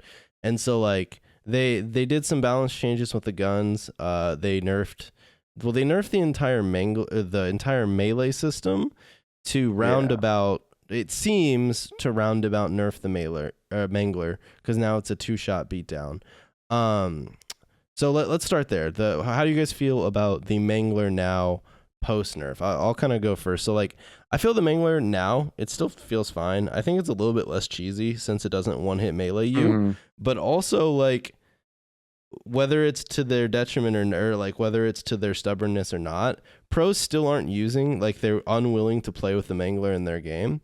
So 343 effectively nerfed an entire melee system to nerf a gun that pros still are GAing. Like it and I think that's because they addressed just one issue with it, which was the one-shot melee. They didn't really do anything about the, you know, shoot him twice with the Mangler, drop it, and just finish with the BR. Or just the fact it's all over the map. Like, I really feel like the play here was just to remove the Mangler from ranked, man. Like, or heavily nerf how often it spawned. But instead, they did all this other roundabout stuff, and it's like, we still have a fucked weapon that casual players are actually mad because it ruined their casual experience. They really just love that Mangler for some reason. And the pros and comp players still just won't use the gun. So it's like, what did we actually accomplish with the Mangler nerf? Literally nothing other than making people angry. Like, and on top of that, for some reason, the melee system is tied to fucking campaign, so it fucked with speedrunners. Like, why do the melee nerfs in multiplayer have to affect campaign? Someone's got to explain that to me. Well, I mean, like, that's probably because it's probably all connected, you know. Dude, they can't split it up. The UI can't support it. Anyways, they completely. No, they definitely can split it up. I'm just saying, like, I'm just saying, like, their system in place now is they make a change to a weapon. It makes that change for both. No, I know why it happened. I'm just saying, why the fuck is it set that way? Oh yeah. I mean, does anyone know exactly how much damage the Mangler actually does? Maybe it was like a mathematical thing where, like, if they lower the damage at all, then it would be like a 4-shot kill or something like that. And they're like, well, we can't do that. Why couldn't they just nerf the melee on just the Mangler? I think they should be able to, because I know, like, weapons that have like they did stabby it with the VR. things on them. Well, they did it with all the brute weapons that have like blades on Yeah. them. They do more melee damage. Yeah. So there has to be something within the code, right, where they can actually tweak it around to kind of make so like it has less melee damage. But I don't know, like yeah, it seems. I mean, they didn't really explain why, but it's probably super technical and boring. That's probably why they didn't really bother saying why. But like, it's a big change, you know, especially when it comes to, like now you look, the battle rifle's a 3-shot melee. We're in ranked, it's a 2-shot melee now. That is so And- weird, and I think is Yeah. actually like outside of the mangler being memey because no one will fucking use it. And I just think that's hilarious.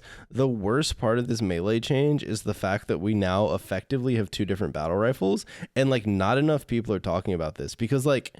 Dude, it's weapon we variants, did right? this shit back in like Halo 3 and Reach, and I think that was the weakest part of those games is the fact that the core settings to the game were different. Like the damage values were different, the movement speed was different, and like the more like Halo 5 and stuff like at least fix that so that you would watch a pro game or you'd play a competitive match and the gun functions the same way that it would in your social match, and they have fucked that, and that's a terrible, like this could be the only time they do it, but I think it's a terrible precedent to go back to that trend because literally all they had to do was also buff the BR in social. Who was complaining that the BR was a 2-shot beatdown in social? Literally not a human in the world. So why did they only make that change for ranked? Like it doesn't make any sense to me. Well, I do think it'd be nice if all the weapons, behave the same universally across, all the playlists.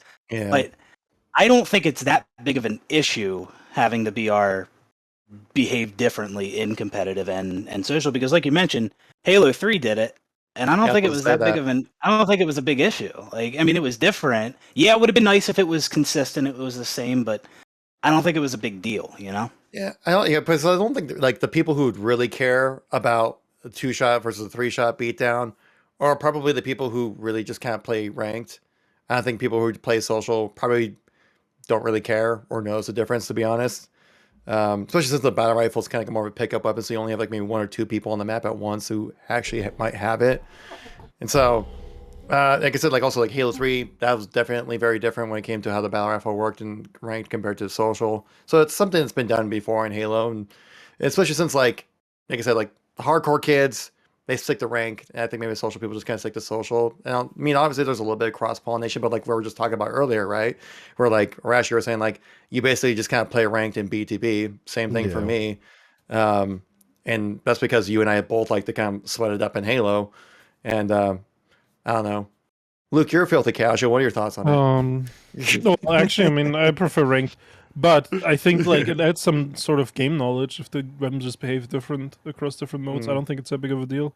Like Yeah. if you don't know the difference and you just like suck, I guess. And you They gotta could learn put it in the difference, like, they could put it in the description of the playlist. Be like, oh, and I mean, ranks, I guess so, but do 2-shot they even beatdown, have yeah. to? It's just like like if you know something Didn't about they a do game. that for ranked CE on MCC? Don't they have in the description for that playlist that the spread is? Oh yeah, I think so. It's the spread for ranked CE on MCC is different than social, Campaign. and I Oh. think they specify that in the playlist description. So, it's right there for people that want to, Yeah. Yeah, I but I obviously mean, would like- prefer to have it all synced up properly, all the Mhm. damage outputs are all the same kind of thing. And the only thing that really changes is just like the sandbox elements rather than like the gameplay elements. But yeah, I know it doesn't really bother me too much when it comes to the differences. But yeah, like I'd much rather prefer it to all be the same. But yeah, like the roundabout way they nerfed the Mangler doing the 10% melee. Again, they didn't really explain it super well about why they did it that way. But I guess we'll have to see what happens in the future. It's also probably gonna be like a evolving thing, right? I don't think this is gonna be the only time that Mangler is gonna get any kind of changes when it comes to the power of the weapon itself. But even in my chat right here, I think about 75%. I did a little poll, and 75% people said they didn't like the Mangler nerf either. So it's like I don't think anyone's happy. Yeah. I don't I think that is the I don't know what the Mangler nerf is trying to do, because it isn't a nerf that the hardcore community is on board with. They won't use the weapon, and it isn't a nerf the social community was on board with because they liked how the weapon functioned before. So what did we accomplish here? You just effectively fucked a weapon for no reason. I think it's fine. It's still a usable weapon. It's not bad, but. You know what I mean? What was the goal here? I don't know what we were trying to accomplish, but it seems like 343 kind of just did what they wanted to, and I guess maybe sometimes that it's not bad to have your own vision, but I don't know, but yeah. What did they accomplish by making that decision? I mean, yeah, you could extend that question to why they removed the fun campaign tricks. Yeah, that's that. I was gonna transition straight into why. Why? When it comes to the tank gun, I get that. That makes it easy to cheese lasso. But if you wanted to get rid of that, you got to do that the first week or something. After it's been in for 6 months and many people already used it to do their lasso, at that point, I think it stays. Or especially because people just enjoyed it. disable They just thought it was the fun. achievement. Or if you pick up the tank gun, you can't get the Or that. achievement. Yeah. or that. I think that's the easiest solution. You leave it in the Well, game, but it's but normal. Yeah, you just if make you, it so it disables the achievement, and then everyone wins. The only people that lose, I guess, are the people who didn't do lasso yet. But and that's kind of on you, I guess, at that point. But I don't know. I mean, it doesn't have co-op, so I didn't do lasso yet. You know what I mean? True. But I mean, I'll do it when. I mean, maybe I'll do it. I don't know, dude. But yeah, so they just removed a bunch of fun out of a single player game, which is very weird. That Remove the fun. That is the very weird. That's not something that happens very often in games. Very rarely do you see nerfs to single player games. I mean, Elden Ring did that kind of recently, but what? No, that's different because that has PvP and it scales with the single player, right? Oh, okay. Well, yeah, and that's why that stuff got nerfed. That because people were abusing it in PvP. That's why they even looked okay. at it. All right, so I didn't know that. So yeah. Never mind. Different then. So yeah, it literally is just your single player game was so you liked the Pelican glitch. Well, LOL, get fucked. You can no longer do that. So yeah, they completely fucked every speedrun. Because I don't think I've seen many speedrunners stream anymore. Because you'll never beat those fucking times. Because it's just chalked now, right? They just killed the complete speedrunning community for this game. And it's not usually there's patches. And there will be speedrunning categories on older patches and stuff, right? But I feel it's rarely this drastic, right? Where it's just they took the speedrun route and then they patched it along the speedrun route. It's just so weird. Usually it'd be The Witcher 3 is a good example. It used to be a teleport glitch before a certain patch, right? Where you could teleport across the map. And they eventually fixed that, but they didn't fix it because of the speedrun, right? They just fixed it. And then it became its own category. But it just seems they purposely fixed along the speedrun road, which is such a weird thing, Yeah, there's just so many just little things that were changed. It's one of these changes is okay, that's fine, but whatever. But so many just little changes that came with season 2 that a lot of people didn't like the changes. When you add them all up together, it's that's a considerable amount of dev time taken up to fixing things that people didn't ask. Yeah, to be waste fixed. of time. Or fixing with quotations, I should say. Yeah, and then it's also, who are they fixing campaign for? The fucking 100 players still left playing that? You know what I mean? Who the fuck is sitting there 6 months in now, playing this campaign, relatively planned? And it's honestly, the game was fine. I like this single player, but the open world wasn't that great, right? How is there people still fucking playing the campaign? And I doubt there's many people still left. Besides speedrunners maybe and stuff like that, right? Yeah, I mean it's a single player game. You play it's it, fine. You finish it, and maybe every but once in a while you tune back why in. the fuck touch it 6 months later? Yeah. It's so weird. No, I kind of agree with BHB. If you're gonna remove that shit in single player, it had to be first couple weeks. Otherwise, at that point, you just leave it because who the fuck cares? Everyone's already played the campaign until you add co-op, or I mean, I guess maybe that's the logic because they're adding co-op this season, so they wanted to get ahead of it. But also maybe patch it out early, so then when co-op does come in, that people just can't cheese their way to finish the game to get achievements, I guess. Yeah, but then again, who cares? They're just little silly achievement. I've never cared for achievements, ever. when they were introduced, like in the 360 era, like never bothered to do it. I know a lot of people out there like want to grind out and get them all. More power to you. It's just ain't for me, I guess. I'm too much of a boomer. Grinding 100% MCC was fun. Oh yeah. Just because it was like stuff to do, but Mhm. like it's like I don't know. I feel like co-op, like that's not gonna bring any players back either. Like it's just like why they balance the game for co-op. If that's their reasoning for like the 200 players that are gonna return to play co-op for a day and then get off the game. You know what I mean? Mhm. Like it's just weird to waste time on that. Yeah.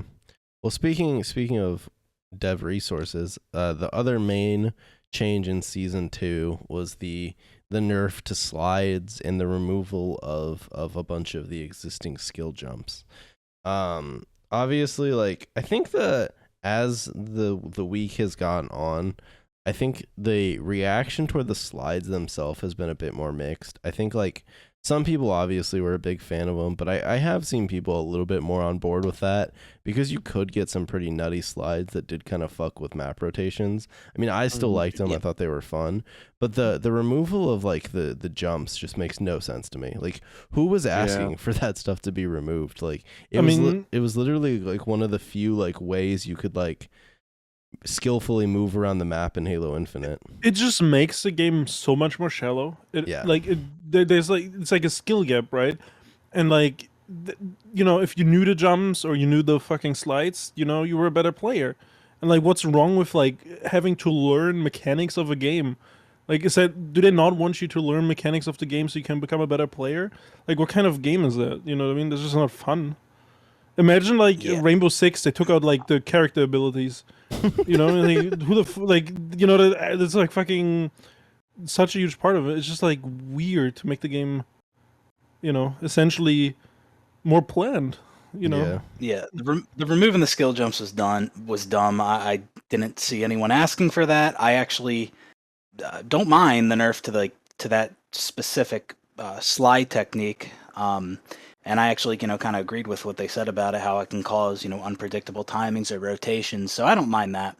But I believe it was either Uni or Joe or both that said something about reconsidering, these changes that they made. Yeah, Uni and Joe Staten both mentioned that. Why is it taking and like so long? It should have been already reverted. The changes to the skill. Yeah, but I just don't understand. Like, why are they reconsidering it now? Is it because of the backlash? And if it is, how did they not foresee that? How did you not foresee that people would not be happy with you removing those things? Yeah, that's what I don't get. That's what I'm saying. It's like they're all surprised. Oh wait, you guys didn't like that we removed the fun? What? Oh, sorry, man. We'll reevaluate. Like, that's what I don't get. Yeah, whoever made that decision is like completely lost. Has no understanding of. I feel like Halo. I feel like if you're gonna make that decision based on your creative vision, you have to stick with it. Like, it's a very weird thing to because like you said, BHB, if they believed that the game is better without those, I mean, okay, fine. But like, you should have known that people were gonna be mad about it. Like, it's one of the few things you can do in this game that, like, other than just shooting your BR at people, that's like a way you can like learn to get better, right? It's like you learn how to shoot people, you learn where to stick your character, and you learned movement. Like that, it's really all there. Like that's like really watered down, but that's like how long before they remove crouch spamming, dude? Because that's another skill gap. You know what I mean? Be careful, like that takes away from just shooting the BR. I think they just want to boil it down to just shoot your BR. Do not crouch. Do not sprint. Do not move. Just shoot the BR. Do not go. Stand in the line. Just shoot the BR. You literally can't move and shoot at the same time. It's like move, shoot, move. No, you're just on rails. The game moves for you. Oh, dude, all you can do is this is the future we're going for. It's Area 51. Yes. Like payload, but you are the payload. All right. I am the payload now. I think that kind of wraps up season 2. Do you guys have any other season 2 stuff you want to talk about? All right. I think that's it. All right, perfect. Can All we right, talk so- about something else besides Halo? Yeah. I have some other topics here that we're going to talk about. Yeah, we there's actually one. have- yeah. There's one other Halo topic that we'll touch on first because I think it's funny, and then no more Halo. So our resident Twitter champion Spartan, he was being a little God. toxic, and he told 343 to fix their game. I mean, And I don't then- think he was that toxic. And then he got fined. I mean, he said a little bit of extra besides Stop just fix the leaking game. DMs. Oh shit! I Rat. really got to work on that. Yeah. All right. Well, don't read those guys. Don't worry about it. But anyway, so yeah, Spartan got fined, and he said it was like over $1,500, but apparently it was close to like 3,500. So what do you guys? Do you agree with the Jesus fine? Christ. Do you think it was dumb? What do you guys think? It was dumb. It was Okay, dumb, I sure. don't know. He may have violated some rules that he agreed to. Maybe, right? You know, I don't know. Well, I but guess I don't know that. maybe he did, but I just don't think it's a good look fining him. I mean, he's telling the truth. The game is not in a good state. I mean, I think you should just let him, get his frustration out. To me, it when seems the like he game got is in this fined current state, right? because he So, hurt someone's feelings. I don't And think like he honestly, should be fined, yeah. but, He like, did say that Pyretic shits the bed harder than Amber Heard, which is like that's actually kind of funny. I'm sorry, like Yeah, I mean, it's like- kind of it's very toxic, Sure. but also kind of funny. I don't know. It's just like I don't know. I didn't think it like crossed any lines of like, besides like internet memes or Twitter banter. You know what I mean? Like I don't know. Yeah. It's pretty mellow.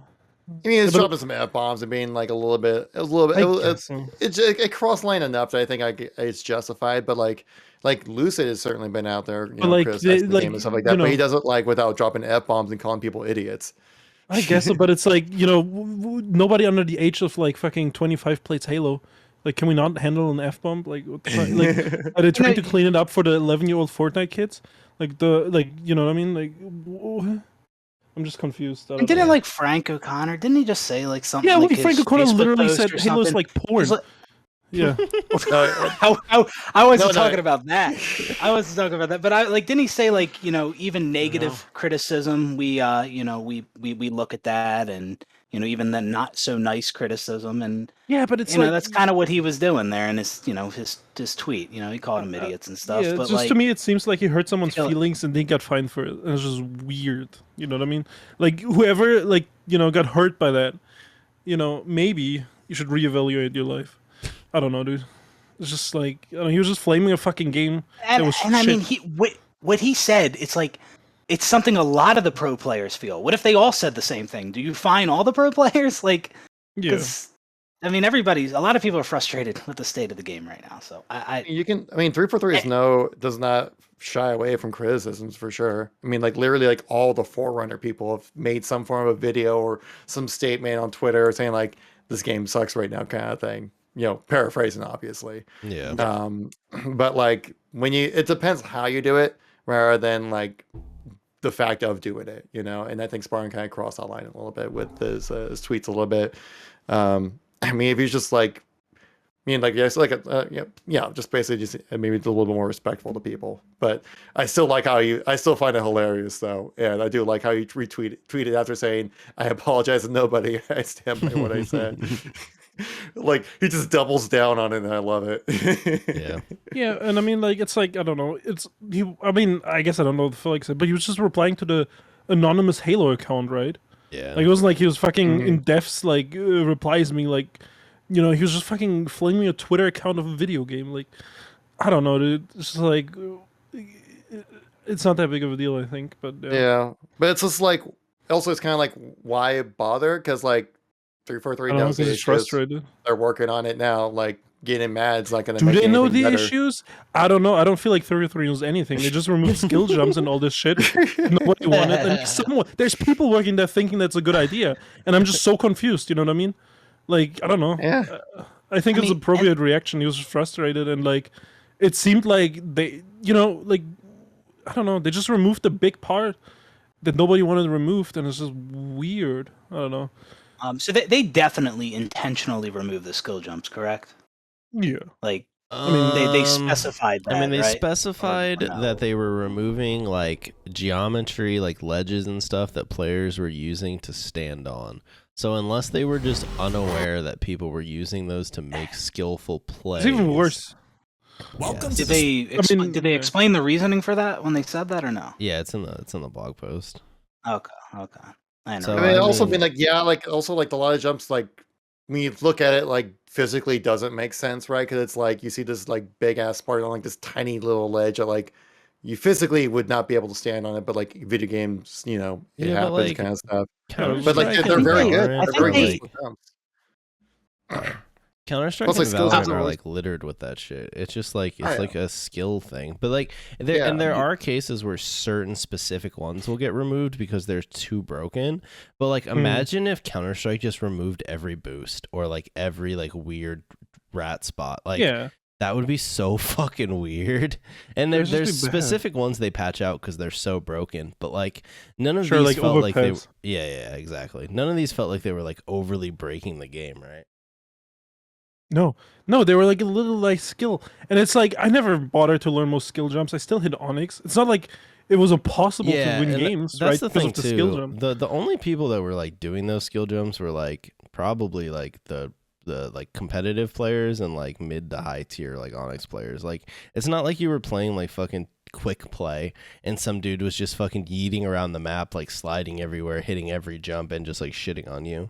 And Remember you those just, like Halo 5 slides, like when the game first launched, oh, where like those you are could, so Oh, fun. yeah. yeah, those are so yeah, fun. you could like you could like Holy literally shit. fly across the map. Like I remember seeing like I think like I remember seeing like Snipe down do like some crazy slide on Truth where like basically like went from one base, slid just at the right angle and like literally flew across the map to the other team's base to grab the flag. Like stuff like that. I Like think- yeah, definitely patch I it think I out. That's remember a little that clip. broken. Yeah, that was nutty. You did some crazy Yeah, stuff those, back then. I remember like watching a super slide montage and it was just someone just like sliding across the map, just shitting on people. I was like, this is great. But that got patched out pretty fast. Yeah. So that's another thing too. Like if they thought the slides were broken, like why did it take this long? You know, I mean I know why it did, but like I don't know. All right, They didn't have drop pods back then, Arash. that's true. They didn't have drop pods. All right, I'm so tired. Believe This in the is just drop another pods. like there's just like another fucking like marketing ploy they came up with to like call their updates to shit, right? This is like it's just meaningless. Like at this point, it's just buzzwords they come up with. yeah, And they've done this so many times. Yeah, like it's just like to hide that they're not fucking doing shit, not updating the fucking game. They're like calling it something fancy. So maybe people won't be as mad. Like it's just so. I'm just tired of this shit. They really did this so much. I don't know. Guys, I think Luke, he's more negative than I am. I just want everyone to know Change that. the topic. Don't make him talk Yeah, about all right. Halo anymore. All right, so next up, so we're trying something new on the podcast. So I have a variety of like general gaming topics and news that seemed interesting to us or me, since I grabbed a lot of the topics. That's what's going to be the rest of the podcast. Some of these we probably won't talk a ton about, and some we might talk a little bit more. So the first thing that we're going to talk about is actually Splitgate doing some cool shit. So yesterday, Splitgate announced their 2020 like Pro Series, which is going to have $500,000, and they announced a bunch of big orgs that joined the Pro League. So there's T1, Luminosity, Space Station, E United, XSET, and Moist Esports, which is Moist Critical's org. And all of Love that these name. orgs have already picked up teams. There's a whole pro circuit. It's sponsored by Prime Gaming, and so like Splitgate's trying to make some plays. And so I kind of wanted to talk about that a little bit. Like, what do you guys think about this? Like, obviously Splitgate is definitely on the niche side of things, but like, could this maybe be a little bit about a sign of things to come? Or does this kind of maybe like, does it just seem like it might just be like a splash in the water? Like when Quake Champions dropped and they had like their $10,000 or $1 million Quake tournament, and then people played it, and then after the tournament, literally no one gave a fuck because the game sucked. Well, I think it's what the Quake thing is. It's like no one was really playing Quake before that happened, and then like people stopped playing as soon as it was gone. But people were legitimately playing Splitgate because it's a fun game. So they've proven that like it's a good game to play. And I think it's really awesome. I mean, it seems like they're doing it right when it comes to making like a pro series over Splitgate. It'll probably also help kind of boost up those Twitch numbers, so get people going like, oh, what's going on with Splitgate all of a sudden, kind of stuff, you know? And, you know, it's cool to see like some of these other like, you know, orgs that are involved with Halo as well, involved with, you know, this like XSET Space Station. I saw Luminosity. You know, we saw Luminosity at HGSKC, and then also you got E United in there, so that's really cool. And then you got Moist Critical's team in there. Like that's I mean, for promotional wise, that's a pretty good pickup, you know. Yeah. Yeah, no, I for think sure. I think this is a good step, and I mean, like, I think Splitgate's gonna keep evolving, right? And I mean, why not try this pro stuff? I think Splitgate Yeah. could be fun to watch because like I it would does have definitely some watch depth to it with Yeah, I like the definitely- portals and stuff. Yeah, So yeah, yeah, because like there's a Yeah. crazy skill gap in this game. I feel Yeah. like from what I've seen, I haven't seen the full potential of it. And like if pro players can figure out, or I guess well, quote pro, I guess I guess the pro players then of Splitgate then at this point, right? If you're in one of these teams, Yeah, right? I mean they're Pro team. probably they're salaried. They're in the pro league. I mean they're definitely pros, right? Yeah. I mean they've had Yeah, they've so- had a pro league before. Like this isn't the first time they've had this Yeah. pro league, but these were all teams that were like unsponsored before. So this is like the big step, right? This is like HCS's season where we went from like H5 toward the end at MCC where you had pros playing under just random like pickup squads, right? But now coming into Infinite, we had the big orgs come in, and that's what's going on here for Splitgate, and I think that's super cool because, well, one, it probably means there's some things turning behind the scenes, right? It probably means that Splitgate is going to pick up some updates, most likely, because otherwise, why bother picking up all these teams just for a like? Because today the player base and the numbers aren't there for Splitgate, right? So these orgs Yeah. must think, based on what 1047 told them, that there's a reason to get in now and invest now. And so like maybe that won't work out. Maybe in a year or two they'll be gone. But I think it's going to be really cool to see if Splitgate goes somewhere, because at the end of the day, like having more viable arena shooters, even if like we personally don't like, or you personally don't love Splitgate's gameplay, like it's good for the overall health of like to have FPS games that aren't just battle royales that are popular.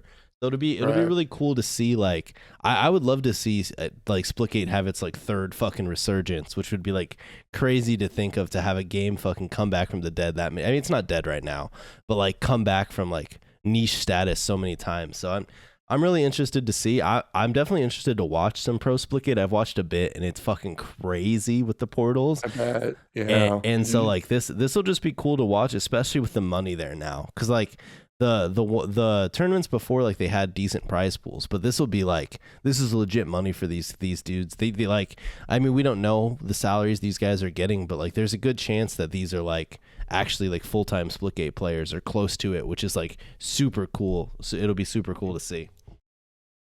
And it's also cool that they Yeah. have like a challenger series to go with that. So if you Yeah. got like some amateurs that want to jump in on it, they got that as well. Mhm. Like they're doing it right. They're doing all the correct steps to try to get people hyped up to, you know, play Splitgate.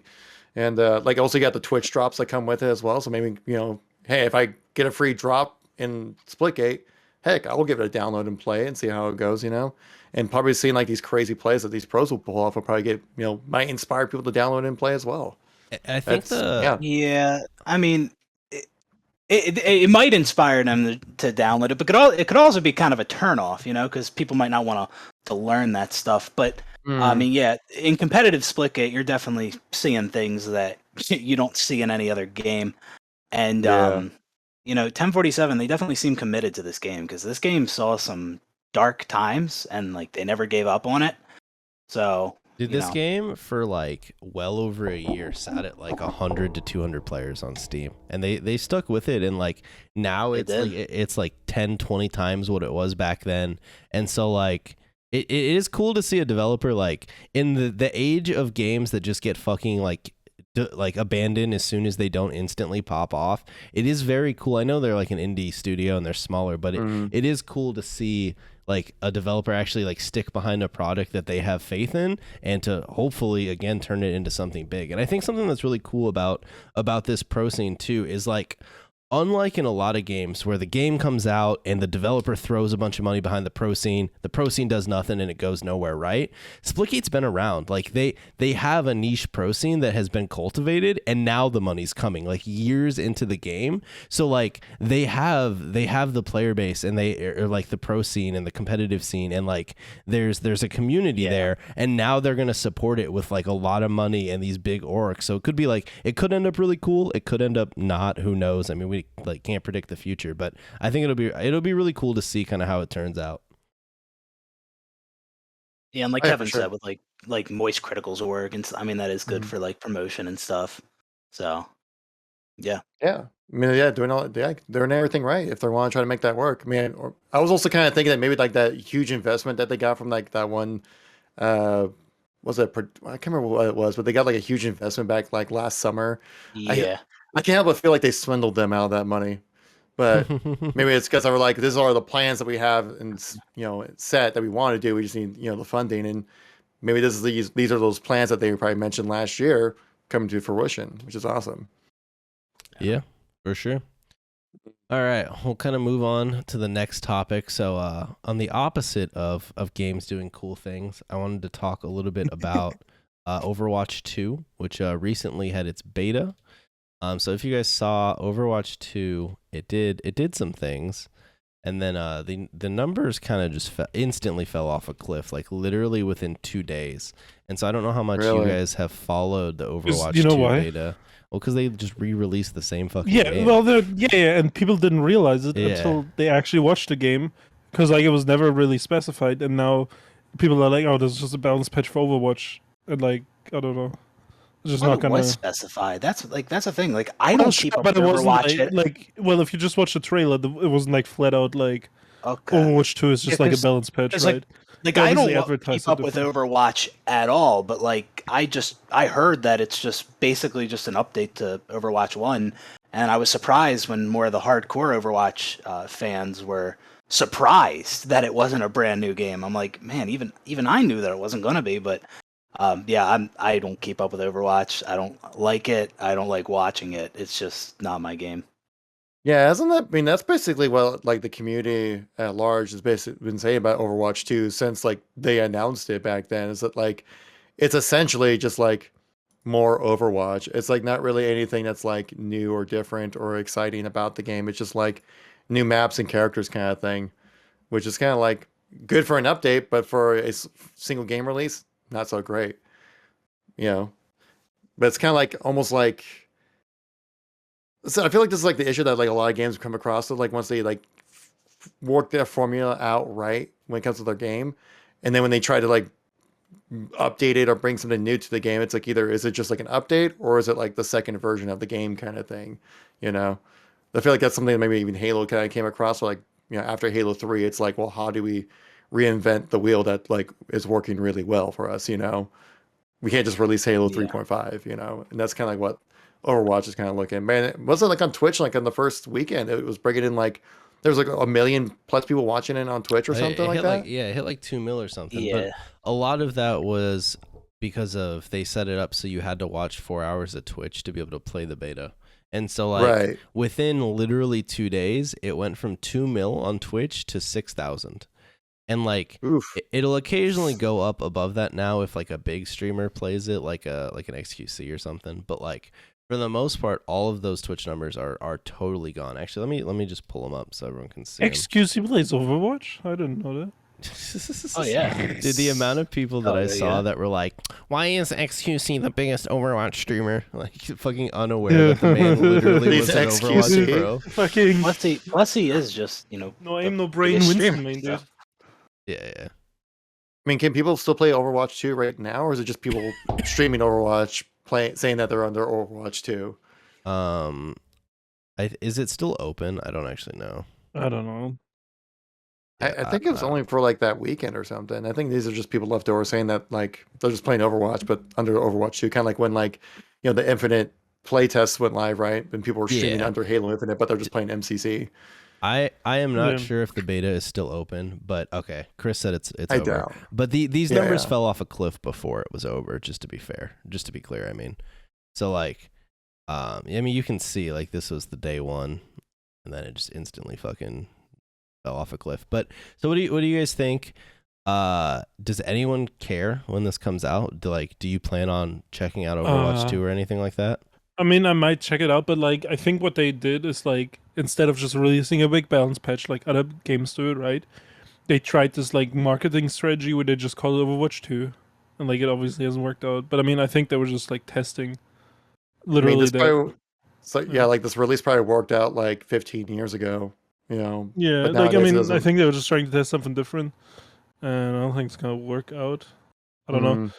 I don't think Overwatch is gonna come back in the like how big it was at some point. That was my next question. Like, because Overwatch for a year or two at least was like the biggest or one of the biggest like games, and obviously they made a huge investment in esports. Yeah, it's well past that point, and the Overwatch League still exists. It's kind of dwindling, and it's not in the best shape. Well, but like, sorry, I didn't mean to cut you off. Go ahead. No, you're good. Like, there's still money behind Overwatch, and there's like still a community behind Overwatch. It's not like a dead, unplayable game, but like to me, it just seems like Overwatch 2 it's a balance patch. Like when they drop Overwatch 2 and it actually comes out and it has the PvE mode and like the people that didn't get into the beta, like it'll have like a week or two where it like has a little resurgence and people will hop back in, and then everyone will be like, this is literally the same game I played before with one less character. Because like personally, like someone like me, I'm not even going to notice the balance changes because I haven't played since the year the game came out, so like none of that's relevant to me.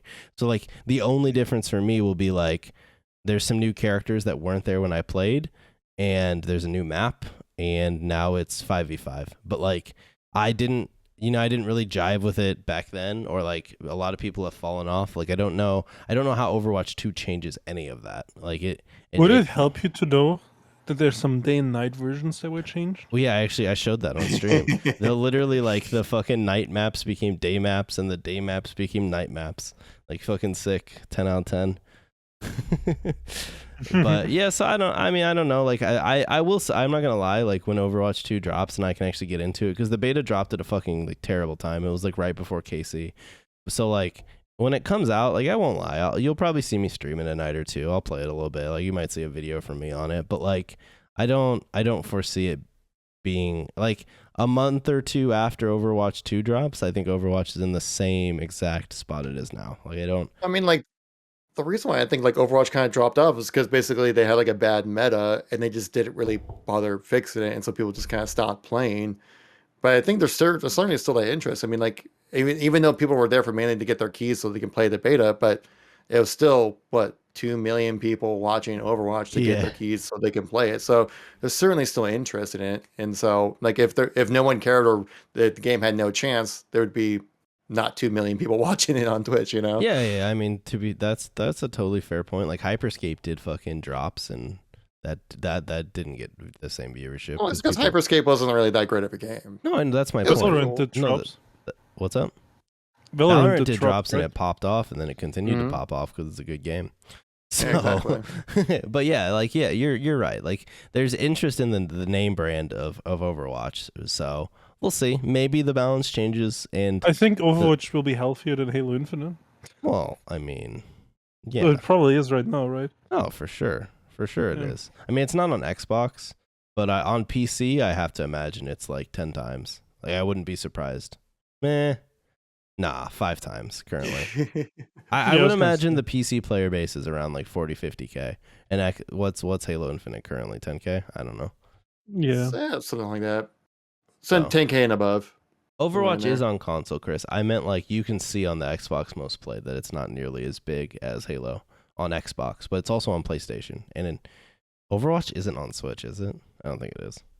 No, I don't Be think weird. No, there's Paladins on Switch. That's what you get. So yeah, that's Overwatch 2. I think that's kind of how we feel about it. So let's move on to the next topic. What Halo kids feel about Overwatch? Yeah, Overwatch is on the Switch. Everyone cares about it. All right, so next thing we're going to talk about here is the Doom and the Titanfall 3 kind of leaks. Now, obviously, I think they're fake. Everything I've read makes it seem like they're probably a little bit fake.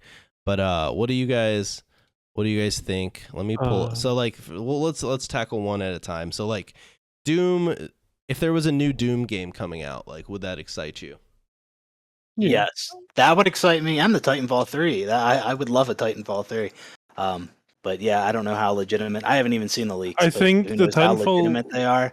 The But if they Titanfall did one is a free for new sure. Doom, they gotta have the Doom 2016 multiplayer because that shit was good. I don't know. I don't think Doom should have multiplayer. I don't know. It was Maybe- good. It I'll was. just I, never I touched it. agree with BHB. When I It saw was this, so when I good. saw this, I that lo- was the first thing I tweeted was please have traditional multiplayer over just battle mode. Like I would absolutely, just as I talked about earlier, how like Splitgate being like a good arena shooter is good for like the overall health of gaming.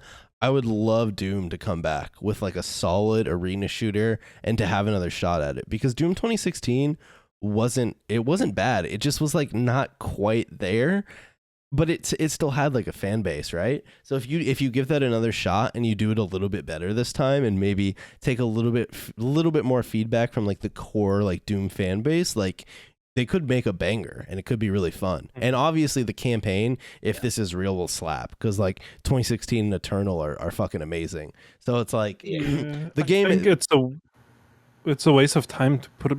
I don't know.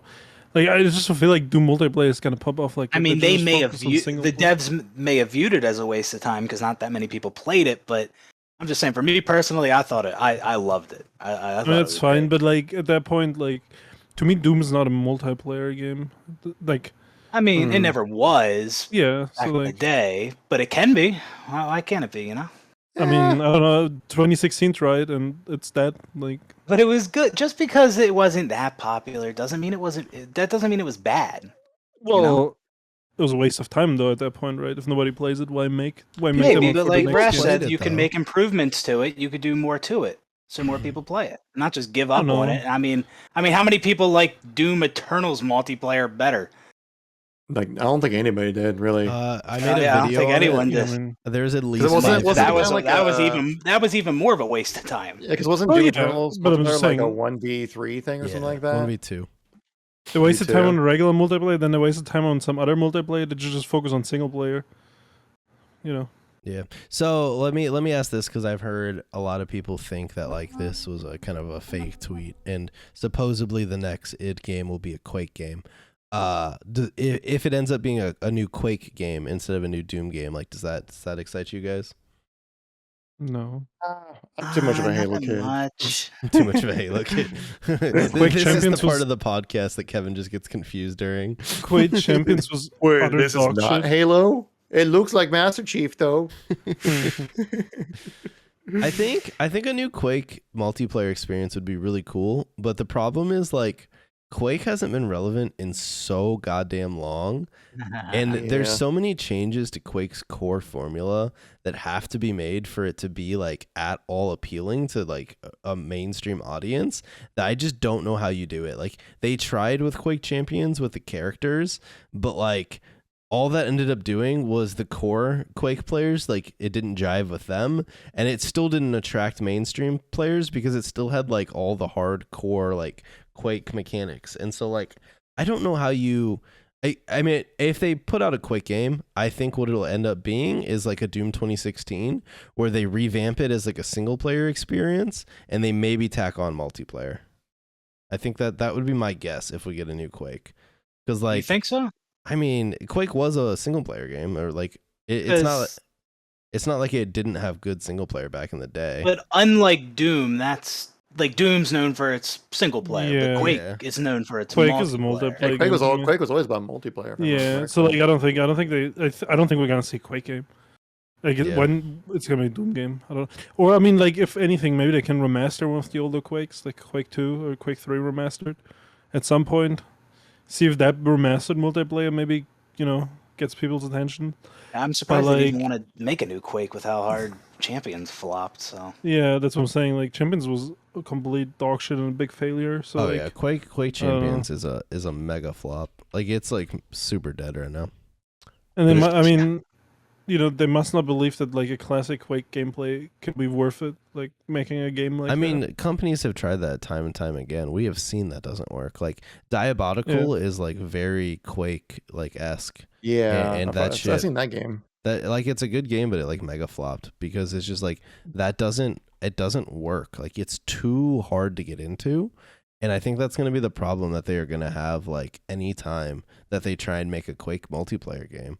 Like I don't know how you make this because like Halo took arena shooters and like watered it down, right, to like a lot more casual experience.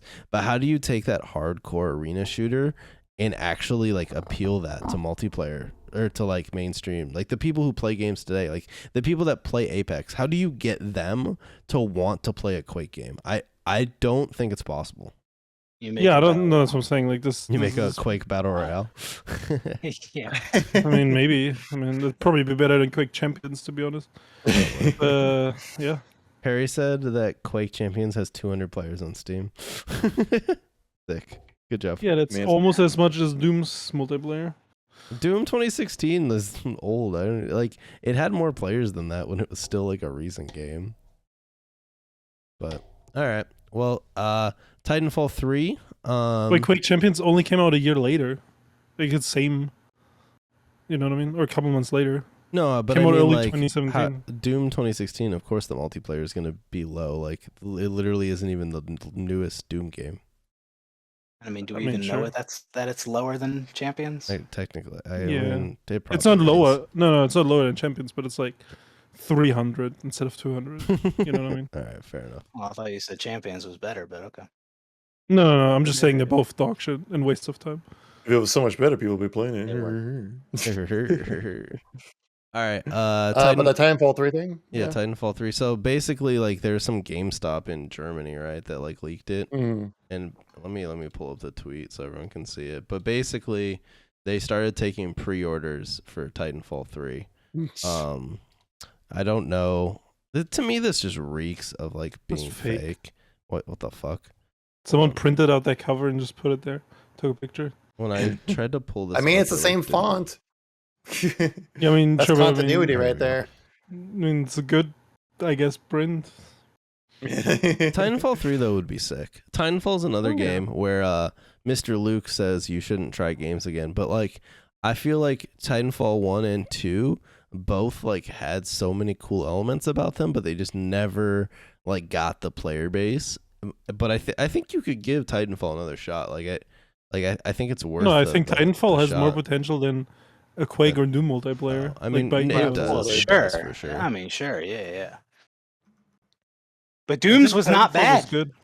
Sure, it was not bad, but it's like the fucking 200 people that like that.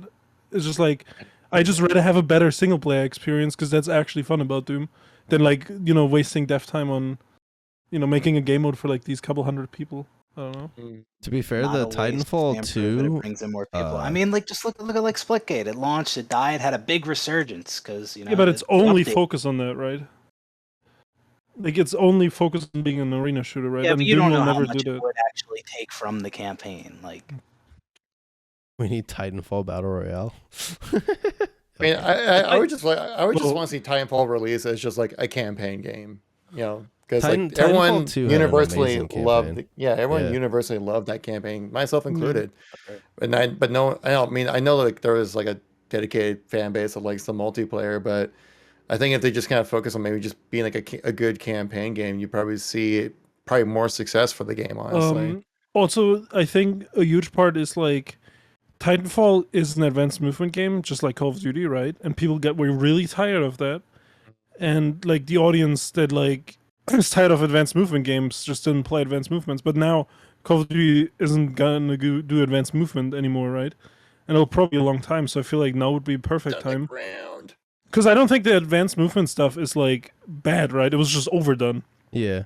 Very overdone, yeah. And then it would- and I feel like Titanfall, less people give Titanfall a chance because they're already burnt by Call of Duty, right? When like now you haven't had a advanced Call of Duty in a while, so maybe like people are like, oh, there's kind of like advanced Call of Duty back in the day. I can play this. You know what I mean? And it's not like next year they'll have an advanced Call of Duty they'll get burned out of. Yeah. And I feel like now there's a good niche for Titanfall. Yeah, there would be like it would have like a more unique spot in the gaming space. Because like, what's the closest thing to like an advanced? I mean, there's nothing right now on the market that has like proper No. advanced movement. So it definitely would be. Last one was Infinite Warfare, right? Like the last game. kind of. Yeah, whenever that came out. Mhm. So yeah, it definitely like would have it 2016. would have It its was also own the would have most its own spot. disliked one of the most disliked videos of all time on YouTube. That was Yeah. Advanced Warfare. Yeah. No, I'm just saying, Um, people were so sick. And when did Titanfall 1 release? Like 2015? I don't remember actually. But there was definitely plenty of people that love Titanfall multiplayer. Oh yeah, sure, but I'm just saying, like, it could have, could have gone way further if, like, Yeah. maybe COD wasn't like, or everybody, you know what I mean? Because like this is a game that COD players could enjoy, right? Like, it's just people were burned out of the advanced movement stuff, and I think now Titanfall can fill a perfect niche. So I think now would be a good time for Titanfall 3. We're not gonna see an advanced advanced movement Call of Duty in like, I don't think they might never do it again. I don't know. And with how big Apex is right now, and like that's the same universe, I do think there's a good chance that a Yeah. Titanfall 3 would be successful. Yeah, It no, I would- think, but, Unlike Titanfall 1 and 2, which like kind of struggled at launch, I think Titanfall 3 at launch would do numbers, because like we even saw purely just on Apex Legends existing and being a good game, Titanfall 2 had a little mini resurgence. So imagine you release a new game in that universe to all the Apex players and you're like, "Hey, you have the battle royale. Now go over here and you can play like the traditional Titanfall experience with like amped up movement." Like I can't guarantee it does well, but it definitely does well at launch. Like it would pull in people, and it would just be a matter of like keeping them around. The I guess maybe the only issue is doing it is you're kind of competing with your own game a little bit, and maybe that's a reason to not do it. Because like the first place you're pulling players from is probably definitely Apex, so Yeah. that would be detrimental to your already successful live service game. And I guess, and now that I think about it, could really be a reason that we just don't see it. If they just focus on campaign, I'd say, and just release a good campaign, like 10 hours long every like 2 years, I think that would be an amazing spot for Titanfall to sit. Yeah, but like Titanfall 1 was literally a multiplayer only game, and like multiplayer was a big, I mean, everyone raves about the campaign in Titanfall 2, but like when it was coming out, it was a multiplayer game with just like, it was like a Call of Duty. Like it had a campaign, but that's not why you bought it. So I think that would be like a huge, like there would be some big backlash if they announced a Titanfall 3 and said it was campaign only. Like I don't think that would be benefit. Like it would be cool because the Titanfall campaign was sick, but I think it would be detrimental. That would definitely piss some people off. It was like it reminds me of like when they did Modern Warfare 2 remastered, but just the campaign. Like, Yeah. come on, what the hell is that? But do you think they would shadow drop Titanfall 3? I mean, they did that for Apex, and it seemed to work out well for them. They definitely could. I mean, like you said, they did. They've literally already done it, and it worked out for them. So, the one benefit to doing that is you don't have like all the pre-release hype and like all the weird speculation. Like expectations. you just drop the game, and if it's a good game, it does well, and if it's a bad game, it doesn't do well, and like that's it, right? So it's all on the merit of the game itself. But like, yeah. So you definitely could do it. I don't know. And actually, no, think about it. I think the shadow dropping is nice. Because, like, think of all the games that we've announced, like Skyrim, or not Skyrim, Elder Scrolls 6, right? We're going to be in our 30s when it comes out, right? But, like, why the fuck did they have to even show that teaser trailer? It's just like, okay, dude. Like, they just showed me, like, a fucking like a PNG that's moving behind some, like, forest. It's just like, I don't know. I'd have, like, these shadow drops. It's more exciting, I feel like, nowadays. Yeah. I mean, I would love to see it. Oh, sorry. No, go ahead. No, go ahead. Okay. Your point was more important than mine. All right. I was just gonna say I would love to see a new Titanfall, just because for the same reason, like the same reason I've advocated for a new Doom or a new or like Splitgate doing well is like, dude, I just want new FPS games that aren't fucking battle royales that are good, man. Like Halo has made me sad, so I just want some new shit to play that's fun. Or even if Halo ends up popping off and it's good, like I want some new FPS games to play. Like I like playing like multiplayer FPS games, and we really aren't getting any like anytime soon or like anytime recently that are good besides like just Call of Duty every year. Because like I mean, Valorant was good, but that's like 2 years ago now. Hyperscape was dog shit. All the other Ubisoft products that they've showed us that they've like talked about look fucking atrocious, like X Defiant, Defiant. and that other battle royale that they literally like teased and then said like we're gonna put this one back in the hopper. Never mind. It's so bad. Yeah, I mean, maybe X-Defined is also in that little, Yeah. X-Defined was fucking, I don't know, dude. That looked weird. I played it. Yeah, It was fucking ass. Luke's got his NDA shit. Generic.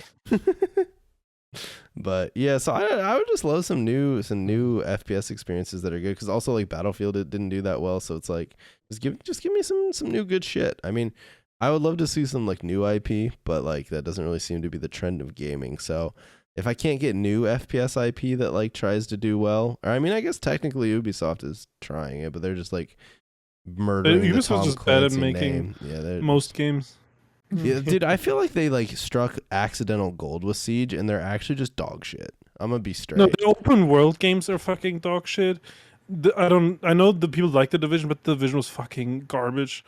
Like, I don't know. hated And what else have they done? Like Assassin's Creed. Assassin's Creed. Yeah, I feel like that's the open world shit, right? They just Watch blend Dogs their as worlds. well. Watch Dogs. I thought it was okay. No, atrocious. I actually liked Watch Dogs. Oh, I really? didn't play the recent one, Legion, but Watch Dogs 1 and like Watch Dogs 2 is actually just a good game.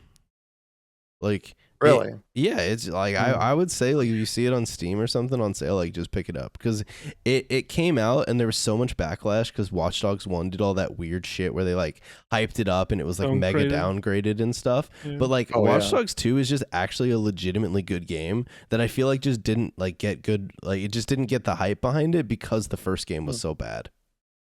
Probably, yeah, because there was a lot of backlash between like that was like one of the first games where we really kind of saw like the E3 presentation looking way better than the actual game release, and that's why it got the brunt of that backlash, because it was like the first big one to do it, or the most obvious one. Yeah. All right, well, why don't we move on to the next topic? So I think this will be a mega quick topic. I don't even know if you guys care about it, but I saw it when I was searching for topics earlier, and I think it's cool. So we're going to quickly talk about it. So if you guys have ever heard of the MMO EVE Online, it's often memed that it's a spreadsheet simulator. And now they're doing a collaboration with Microsoft Excel, and you'll be able to directly transport your Excel sheets into the game. And this is fucking amazing. Dude, just embrace the meme and Wait, just is go EVE all in Online the on it. one where like people have been funding it through Kickstarter for like millions of dollars? No, that's Or is Star that Citizen. something No, else? that's Star Citizen. Oh. Yeah. EVE Online is an MMO that's been out like literally for like 15 Rush, years did you now. know there's Excel esports? There's What? like championships and stuff. Yeah, No, what the fuck? I didn't know yeah, that. that's a thing. Like, But yeah, you know, anyways, they good at the... Yeah, sorry. No, you're good. I used to play EVE. I saw this as a news post, and I just thought it was cool. I mean, I'm not gonna play EVE again, but anyways. Dude, that's awesome though. I love yeah, it. I thought it was Meme cool. coming full circle. Yeah. All right. Next thing I want to talk about. So, the original 2001 build of Duke Nukem Forever is supposedly just going to be leaked by 4chan. I don't know how true this is, but I saw it on Reddit, which is like kind of nifty. I mean, there's like some gameplay clips and shit. Yeah, so it'll be like, fun. that might be pretty cool to check out. Well, piece of gaming history, because Duke Nukem is like a good or a prime example of like what that was like in development hell for a long time, and then people were really fucking disappointed with the game. You know what I mean? All right, Chris said it was already leaked, so I'm behind on my news. So you can go play this today, boys. But Duke Nukem Forever 2001. If you really wanted it way back in 2001. yeah, I mean the gameplay looks fun. I'll be honest; like it looks legit. Yeah, it was just a nice little piece of gaming history. Wasn't it? What was the other Duke Nukem game that came out around that same time? It was just absolute trash because it was in development for like 15 years or I mean, something. that came out recently. It was like a couple years ago. Yeah, no, Really? but like, Yeah, they it's kept like- delaying the stuff. I Yeah. thought it was like during like the 360 era. No, when no, it no. happened. It came out like probably within like the past 2 or 3 years, and it was just bad. Wait, no, Really? Is it not? Wait, it Duke was a Nukem little bit, Forever? little bit older than that. Duke Nukem Forever was 360 era. Yeah, Kevin is right about that. okay. But the game was in development for like 15, 20 years or some shit. Oh, Raj, what the? There hasn't been a Duke Nukem game in so long. What the fuck? Oh my god, it came out.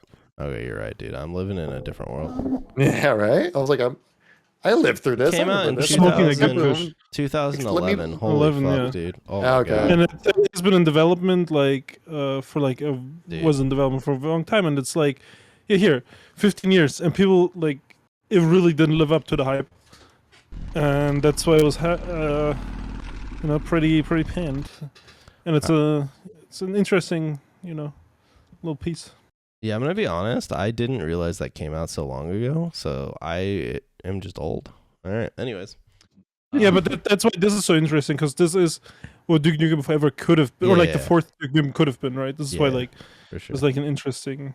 Ah, okay. All That's what right. the appeal of it was. I never Next. played a Duke Nukem game actually. I mean, Forever, I played it just because, like, I wanted to experience it. It is something. I mean, It's something. It is a game. it is a video interesting. game. Like, if you go into it with all the context of, like, it being this long-awaited 15-year, or long-awaited game for 15 years, and then it turned out to be this, it's kind of interesting to play it. All right. Next thing, the NoClip channel recently put out a bunch of footage on a canceled Half-Life game called Ravenholm. I don't know if you guys have seen this, but again, kind of like, I mean, you can't actually play this one yourself, but I just thought the video was super cool. I wanted to talk about it. Like, Is that Halo? it's not Halo. Obviously, like, it looks dated because this would have been like a while back, but like, I don't know. Half-Life's a cool game. It would have been cool to like see Yeah. this come out. Half-Life is a banger. But I've actually never played Half-Life before. you're I missing feel out. like that's Neither it's have I, like- but I want to. Yeah. Just the whole I'm sure it Source is a Engine great era game. and shit. That's like such a, like, I don't know, good era Wasn't of gaming. the last Half-Life some VR bullshit? yeah. I mean, I heard it it was was actually really though. good. Yeah, I mean, You? well, Oh, really? Oh, people like Yeah, it. I heard that the VR was actually really good. Yeah. It's like the first Valve game that came out in like 15 years. Interesting. I mean, if you like VR games, I think Half-Life Alyx is a good VR game. The only thing I heard was annoying. There was like some puzzles that were like redundant after a while, but like that's about it. Mhm. All right. Last topic for the podcast. This one's specifically for Luke. So recently, the Rocket Sloth channel they made a video on Anthem, and we're gonna kick it over to Luke to tell us about Anthem. Dude, Anthem. How do I start this? Let me tie this back to Infinite. Anthem and Infinite have a lot of like similarities. Mhm. Unfinished games with lack of content, decent expectations, and then with Anthem they did the right step. They just shut it down. They just cut their losses, and I can't wait for Infinite to do the same.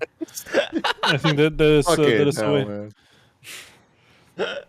and that's why Anthem is superior. Did you say that in the video too? I don't know, but we opened it up with like, what could be worse than playing Halo Infinite right now? Playing Anthem. You sloth boys, you rocket sloth boys. Yeah, Alright. sometimes you just gotta, put it out of its misery. Yeah, that's what I'm saying. Like, I don't think Anthem would have recouped much. It is very planned, right? That game the gunplay is good, the flying around is fun, but it gets really boring after like an hour or two, and the story is like weird as fuck. So yeah, Graphics were good. Huh? I remember playing it's that. I remember pretty. playing the beta, quote beta, more demo. the but gameplay is nice, but like Yeah. literally you fight the same enemies for all of the campaign basically. Like the story is really fucking weird. It, like sets you into this, I don't know. There's like no context. You're like, I don't know. There's like these ancient, robot suit guys, but you live in castles and like also in like Turkey. So I don't. This is really like I don't know. It's all like Turkish like or like bizarre like type vibe. Oh, You know what I mean? Mhm, Like that aesthetic, right? And like it's just weird in that sense. And then like the story is very generic and it doesn't wrap up all the loose ends because like I think they wanted to do story DLC and it just got canceled. So yeah, I don't know. It's an interesting game. I mean, it's fun for an hour or two. The gameplay. I mean, did you complete the story? Yeah, we completed the game. Yeah, and we did some in end like game an stuff. hour? No. We did. Oh, okay. No. But after an hour, it gets redundant, right? Yeah. And okay. they even artificially stretch the game. They have like one location for that the whole game kind of takes in. You can like free roam in that location, and every now and then during the campaign missions, it'll just randomly send you into that like open, quote unquote, open world, and have you do like some random ass objectives so you can progress the main story. They It's just like nerfed that very a bit strange. too. When the game came out, that section was even worse and even longer. Right, but it's like it's still like really fucking bad. You know what I mean? Like Yeah. we did it, and like we're like, fuck, we're gonna stop for the night. And but our friend Tim kept doing it, right? And like 5 hours later, we talked to him. He's still fucking grinding out these fucking free roam challenges, right? She's like, what the fuck? You know? He was on the grind, man. You can't stop him. All right. Yeah. Well, I think that wraps up all the general gaming news topics that I wrote down. Chat. Hopefully, you'll have to let me know. Type yes or no if for future podcasts you care about this section or if you think it should be cut. We were kind of testing it out. I mean, I think it was kind of fun, but Russia's just trying to steal my thing now since I'm starting to branch out now. All right, calm down, Kevin. I'm not gonna start making news videos every day. You'll be all right. don't worry about it. The Daily Rush news. No, You should just read your don't- tweet. I just don't care. The Daily enough. Rash. The Dude, Daily I'd Rush. have to like put in like so much more effort, and I just like YouTube just Yeah. makes me too sad to care. Like every time I think about what I could do to liven up my YouTube channel, all I can think about is just how depressed it makes me, and then I just don't. So Wait, Maybe- you're like, I just want it to be Halo. And it's maybe not name it Halo, the and state then of say gaming. Edge. Yeah. To be fair, if we continue down this route, the podcast definitely needs a rename. It probably also shouldn't be under the Halo Infinite category. At least maybe I could don't know, swap it. like after, the but- categories. You can be the talk YouTube. show podcast category, and then we Yeah, get no, internet we're famous. better than that. All right, we're staying in the Halo category. But I don't think the categories matter that much yeah, it either. probably doesn't, to be honest. Like I typed with a Fighting Raven video. I picked Fighting Raven, and YouTube still changed it to Fireteam Elite. Like automatically. Did you It was- play Fireteam Elite? Yeah, It was all right. it's alright. But Yeah. I mean, like it was a little generic. I do have to say. Yeah, I mean, I played But, through it, and then I almost made it to the end of the game, and then I got didn't make it bored. that far. And then Yeah. they came out with new DLC that was just like some new guns, and I was like, yeah, that's Yeah, definitely no, not, like, not, that's not a- bringing me back. Yeah, that's not fucking anything. But all right, anyone have any closing thoughts on literally anything? What are you guys up to on your channels these days? What's coming out soon that's gonna be fun? I'm doing recording a video tomorrow with Devious Grunt Alliance. We're gonna be talking about HCS Kansas City and the event as a whole, and like how teams were formed, and just kind of like sports talk with the bros, I guess you call it, kind of thing, but with Halo stuff. So I'm looking forward to that. Other than that, just like grinding Halo news, and other stuff. Kind of starting to branch out a little bit to other things and seeing it's actually doing all right on my channel, which is cool. Of course, I start out with I get the people what they want. Start out with Halo, and then if I need to add on a few extra minutes, the magic 8 minutes, and we talk about other stuff. Out of curiosity, if you like look at your little chart, is there like a huge drop off when you stop talking about Halo stuff, or is it like pretty consistent? When I talked about like the Doom and the Titanfall 3 one, no, actually it was pretty consistent throughout the whole Yeah. thing. It was I kind of feel like there's a lot of cross pollination there. Oh yeah, for sure. I'm just I'll have to wait on today's video. But like today's video still did like well, but it wasn't like as well as the last one I did. But it still did well. Like, and so, testing it out and see how things are. That's the thing about YouTube. You always got to try new things and see what works for you. Yeah, If you just keep doing the same thing over and over again, people will get bored, and then you'll get bored, and just be doing lifeless drones of just being like, oh, this is Halo, and I'm sad again. See, that's what I do. Nice. Yeah, it's Rush's content. Literally. That's good content. I watched the custom game video you did. That was a fun watch. Yeah. Yeah, I think I watched that. I think it was an I did. alright video. Good There's times. literally fucking AI now in the custom game browser. There's I literally did not know that. Yeah. Yeah, there's literally like I'm the Halo news guy. Halo customs are still evolving in 2022. Like shit's actually kind of cool, but Interesting. obviously most people don't play MCC anymore, so When did they? Is this like a little bots, like a thing you can add in like just naturally in the game, or is it like a mod thing? It's a modded game type, but you can play it on a console. Like it, if that makes sense. Like you have to do it through whatever the fuck you like mod game modes through. Like you'd have to have a PC to make the game mode, but like anyone can play it once they download it. And it's not like proper AI. They're basically like biped. Like they're basically just characters that kind of just walk at you, and then occasionally they like swipe a sword. So you really can only use them for like horde type game modes. So Harry said you make it via the Reach variant tool.